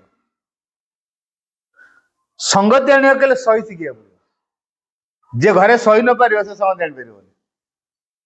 ଯିଏ ସବୁ ସହି ଜାଣୁଛି, ସିଏ ହିଁ ଘରକୁ ଠିକ ସଜାଡ଼ିବ। ଯିଏ ସହି ପାରୁନି, ପ୍ରତିକ୍ରିୟା ପ୍ରକାଶ କରୁଛି, ସେ ଘରକୁ ଖୁବ କମ ଦିନ ଦବ, ସଂଗତି ରଖିପାରିବ। ଯାହା ଭିତରେ ଯେତିକି ସହିଷ୍ଣୁତା ଅଛି ବା ସହିବା ଶକ୍ତି ଅଛି, ସିଏ ସେତିକି ସଂଗତିପୂର୍ଣ୍ଣ ଭାବରେ କାମ କରିପାରିବ। ବାସୁଦେବ କହିଲେ ଫାଷ୍ଟ ଟଲରାନ୍ସ ଦେନ୍ ହାରମୋନି। କଣ କହିଲେ? ଫାଷ୍ଟ ଟଲରାନ୍ସ ଦେନ୍ ହାରମୋନି। ପ୍ରଥମେ ସହ୍ୟ କର, ତାପରେ ସଂଗତି ଆଣିବ। ହେଲା, ଆଗ ଆମେ ସହିବା, ତାପରେ ସଂଗତି ଆଣିବ। ତିନିଟା କଥା କଣ କହିଲି ମନେ ରହିଲା? ଗୋଟେ ହେଲା ହିତୈଷିତା, ଆଉ ଗୋଟେ ହେଲା ସ୍ୱଚ୍ଛତା, ଆଉ ଗୋଟେ ହେଲା ସଂଗତି। ଏ ତିନିଟାକ ଧାରାକୁ ବର୍ତ୍ତମାନ ଆମକୁ ଫଲୋ କରିବାକୁ ପଡିବ, ଅନୁସରଣ କରିବାକୁ ପଡିବ। ମୁଁ କଣ କରିବି ଯେମିତି ମୋ ଭିତରେ ସ୍ୱଚ୍ଛ ହବ, ଭିତରେ କୌଣସି କାଳିମା ରହିବନି। ଆଉ ଭିତରେ ଗରଗର ହଉଥିବା, ଭିତରେ ସନ୍ଦେହ ରହୁଥିବ, ଭିତରେ ଅବିଶ୍ୱାସ, ଭିତରେ ଛନ୍ଦ, ଭିତରେ କପଟ, ଭିତରେ ମାୟା, ଭିତରେ ଅଜ୍ଞାନତା, ଭିତରେ ପ୍ରତିକ୍ରିୟା, ଭିତରେ ଉତ୍ତେଜନା, ଭିତରେ ଦାବି, ଭିତରେ ସର୍ତ୍ତ, ଏମିତି କେତେ କେତେ କଥା ରହୁଛି। ବାହାରେ ବଢିଆକି ହସି ଦେଇ କରିଦେବୁ। ତାହେଲେ ହସରେ କିଛି ଡୁପ୍ଲିକେଟ ହସ ବାହାରୁଛି, ୟାର କିଛି ଫାଇଦା ହବ? କିଛି ଫାଇଦା ହବ। ଆଉ କଣ କହୁଛୁ ଡାଇଲଗ? ହଁ, ବଚନେ କିମ୍ ଦରିଦ୍ରତା, କହୁନୁ କି? ବଚନେ କିମ୍ ଦରିଦ୍ରତା, କହିବାରେ କଣ ପଇସା ପଡୁଛି କି? ତେଣୁ ଦରିଦ୍ର କାହିଁକି ହବ? କହିଲୁ ବଢିଆ କି ଲମ୍ବା ଚौड़ा କି ଅଳଙ୍କାର ଦେଇକି ପୁରା କହିଦେଲୁ, ପଇସା ପଡିଲା କି? ବଚନେ କିମ୍ ଦରିଦ୍ର, କହିବା ପାଇଁ କାହିଁ ଦରିଦ୍ର ହବୁ? କହିବା ବେଳେ ଦରିଦ୍ର ପୁଣିଆ ଦେଖେଇବୁ, ଏଠି ଧନୀ ପୁଣିଆ ଦେଖେଇ ଦଉଛୁ, କହି ପକଉଛୁ। ମଣିଷ କଣ କହିବା ଦରକାର, କେତେବେଳେ କହିବା ଦରକାର, କାହାକୁ କହିବା ଦରକାର, କହିବା ଉଚିତ କି ନାହିଁ ଠରଉନି କହୁଛି। ଆଜି ଆମ ପରିବାର ଭିତରେ ଯଦି କନ୍ଦଳ ହୁଏ କଣ ପାଇଁ? କଥାବାର୍ତ୍ତାରେ। ଏ ଜଣ ରାଗି ଧର କହିଦେଲା, ଆଉ ଜଣ କହୁଥିବ ଇଏ କଣ ମତେ ସବୁବେଳେ ଗୋଟେ ରାଗି କଥାବାର୍ତ୍ତା କରୁଛନ୍ତି, ନମ୍ର କଣ ସେଇ କଥାଟା କହିଲେ ହୁଅନ୍ତାନି? କଣ ଭାବୁଛନ୍ତି ସେ ନିଜକୁ? ସବୁବେଳେ କଣ ଗୋଟେ ଝାଡି ମାଡି ହେଇକିରି କଥା। ଆମେ ଏମିତି କହୁଛୁ ନା ନାଇଁ? ସବୁବେଳେ ଝାଡି ମାଡି ହେଇ କଥା କହୁଥିବେ, ଏଥିରେ କୋଉଠି ତାଙ୍କୁ ପ୍ରେମପୂର୍ଣ୍ଣ ବ୍ୟବହାର ଦେଇ ହବ? ସିଏ ସିନା ପ୍ରେମପୂର୍ଣ୍ଣ ଆଚରଣ କଲେ ଆମ ତାଙ୍କ ପ୍ରତି ପ୍ରେମପୂର୍ଣ୍ଣ ଭାବ ବାହାରନ୍ତା, ସିଏ ତ ଆସିବେ ଝାଡି ମାଡି ହେଇକି କହିବେ, ଆମେ କାହିଁକି ତାଙ୍କୁ ଭଲ ବ୍ୟବହାର ଦେଖିବୁ? ଏଇଟା ହଉଛି କି ନାହିଁ? ତେଣୁ କଥାବାର୍ତ୍ତା নম্রতার সহকারে କରିବା ଦରକାର, ଭଦ୍ରତାର ସହକାରେ କରିବା ଦରକାର। କାରଣ ଭଦ୍ରତା ସହ କଥା କହିବା ହଉଛି ଆଧ୍ୟାତ୍ମିକତାର ଲକ୍ଷଣ। ତେଣୁ ଭଦ୍ର ନମ୍ର ହେଇକିରି କଥା କହିବା, ଯେତିକି ଦରକାର କେବଳ ସେତିକି କଥା କହିବା ଦରକାର। ଆବଶ୍ୟକଠୁ ଅଧିକ କଥା କହିବା ଉଚିତ ନୁହଁ, ଏଇଟା କୁହାଯାଏ ବାକ୍ ସଂଯମ। କେବଳ ଯେତିକି ଦରକାର ସେତିକି କଥା କହିବା, ଆବଶ୍ୟକଠୁ ଅଧିକ କଥା କହିବା ନାହିଁ। ହେଲା, ତାହେଲେ ଆମ ଜୀବନକୁ ଆମେ ଠିକରେ ସଜାଡ଼ି ପାରିବା। ତେଣୁ ସରଳତା, ଅକପଟ, ନିରହଙ୍କାର, ନିଃସ୍ୱାର୍ଥପର, ଆତ୍ମଜୟୀ, ଧୈର୍ଯ୍ୟ, ସହନଶୀଳ, ଉଦାର, ବିନୟୀ, ଅଧ୍ୟବସାୟୀ, ସଂକଳ୍ପୀ ଏବଂ ଆନ୍ତରିକତା, ସାହସୀ, ସଚ୍ଚୋଟ, ସତ୍ୟନିଷ୍ଠ, ଏଇ ଗୁଣ ଗୁଡାକ ଆମ ଭିତରେ ଯଦି ଡେଭଲପ କରି ପାରିବା ତାହେଲେ ଜୀବନ ଆମର ମଧୁମୟ ହେଇପାରିବ। ତେଣୁ ପାଠଚରା ଆମେ ସେଇଥିପାଇଁ କରୁଛୁ, ଆମେ ଭବିଷ୍ୟତ ପାଇଁ ତିଆରି ହଉଛୁ। ଯେହେତୁ ଆମେ ଭବିଷ୍ୟତ ପାଇଁ ତିଆରି ହଉଛୁ, ଭବିଷ୍ୟତର ନୂଆ ସମାଜ ଗଢିବା ପାଇଁ ପ୍ରସ୍ତୁତ ହଉଛୁ, ଭବିଷ୍ୟତରେ ବର୍ତ୍ତମାନର ଅସୁବିଧା ଆଉ ରହିବ ନାହିଁ ବୋଲି ଯଦି ଭାବୁଛୁ, ତାହେଲେ ମା ଶ୍ରୀଙ୍କୁ ଦରକାର, ଆନ୍ତରିକତାର ସହକାରେ ଆମେ ମା ଶ୍ରୀଙ୍କୁ ଡାକିବା ଦରକାର। ତେଣୁ ଏଇ ମା ଅଛନ୍ତି, ସବୁବେଳେ ରହିବେ, ଆମକୁ ଛାଡି କେବେ ଯିବେ ନାହିଁ। ଆମର କାମ ହେଲା ମାଙ୍କୁ ଭଲ ପାଇବା। ଗୋଟିଏ ସୂତ୍ର, ଲଭ୍ ଦି ମଦର, ଲଭ୍ ଦି ମଦର, ଲଭ୍ ଦି ମଦର। প্রভু তুমি স্বয়ং বিরাজিত, প্রভু তুমি নিজে আবির্ভূত,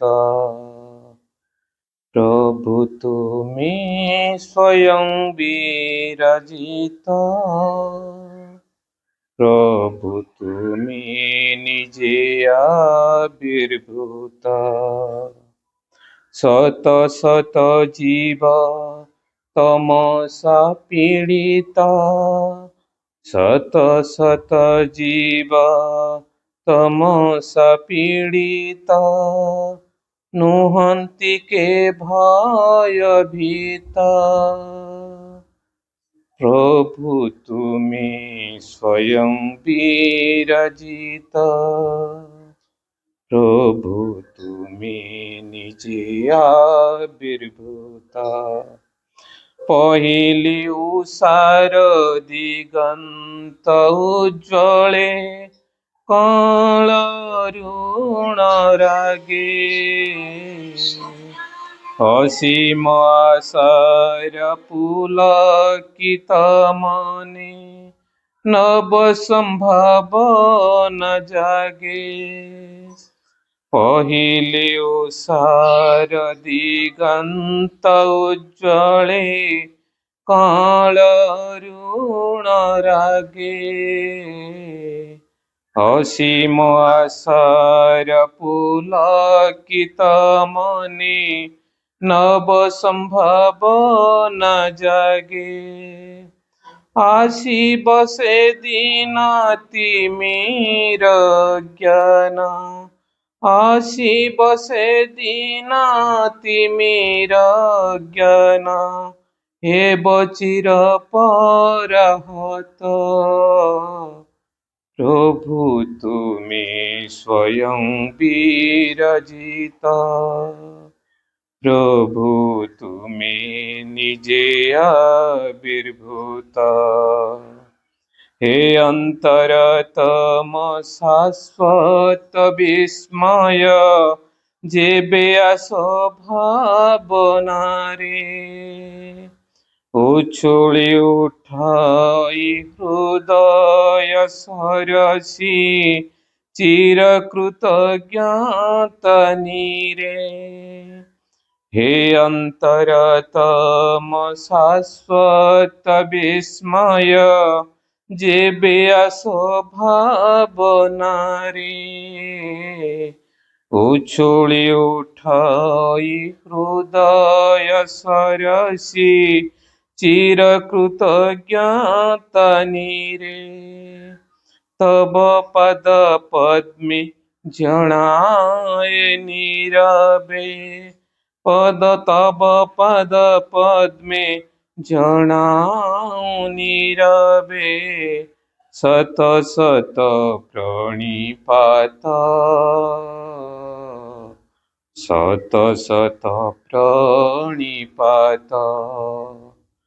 प्रभु तुमी स्वयं विराजिता, प्रभु तुमी निजे आविर्भूता। प्रभु तुमी स्वयं विराजिता, प्रभु तुमी निजे आविर्भूता। शत शत जीव तमसा पीड़िता, शत शत जीव तमसा पीड़िता। नुहंति के भयभीत, नुहंति के भयभीत। प्रभु तुमी स्वयं विराजिता, प्रभु तुमी निजे आविर्भूता। प्रभु तुमी स्वयं विराजिता, प्रभु तुमी निजे आविर्भूता।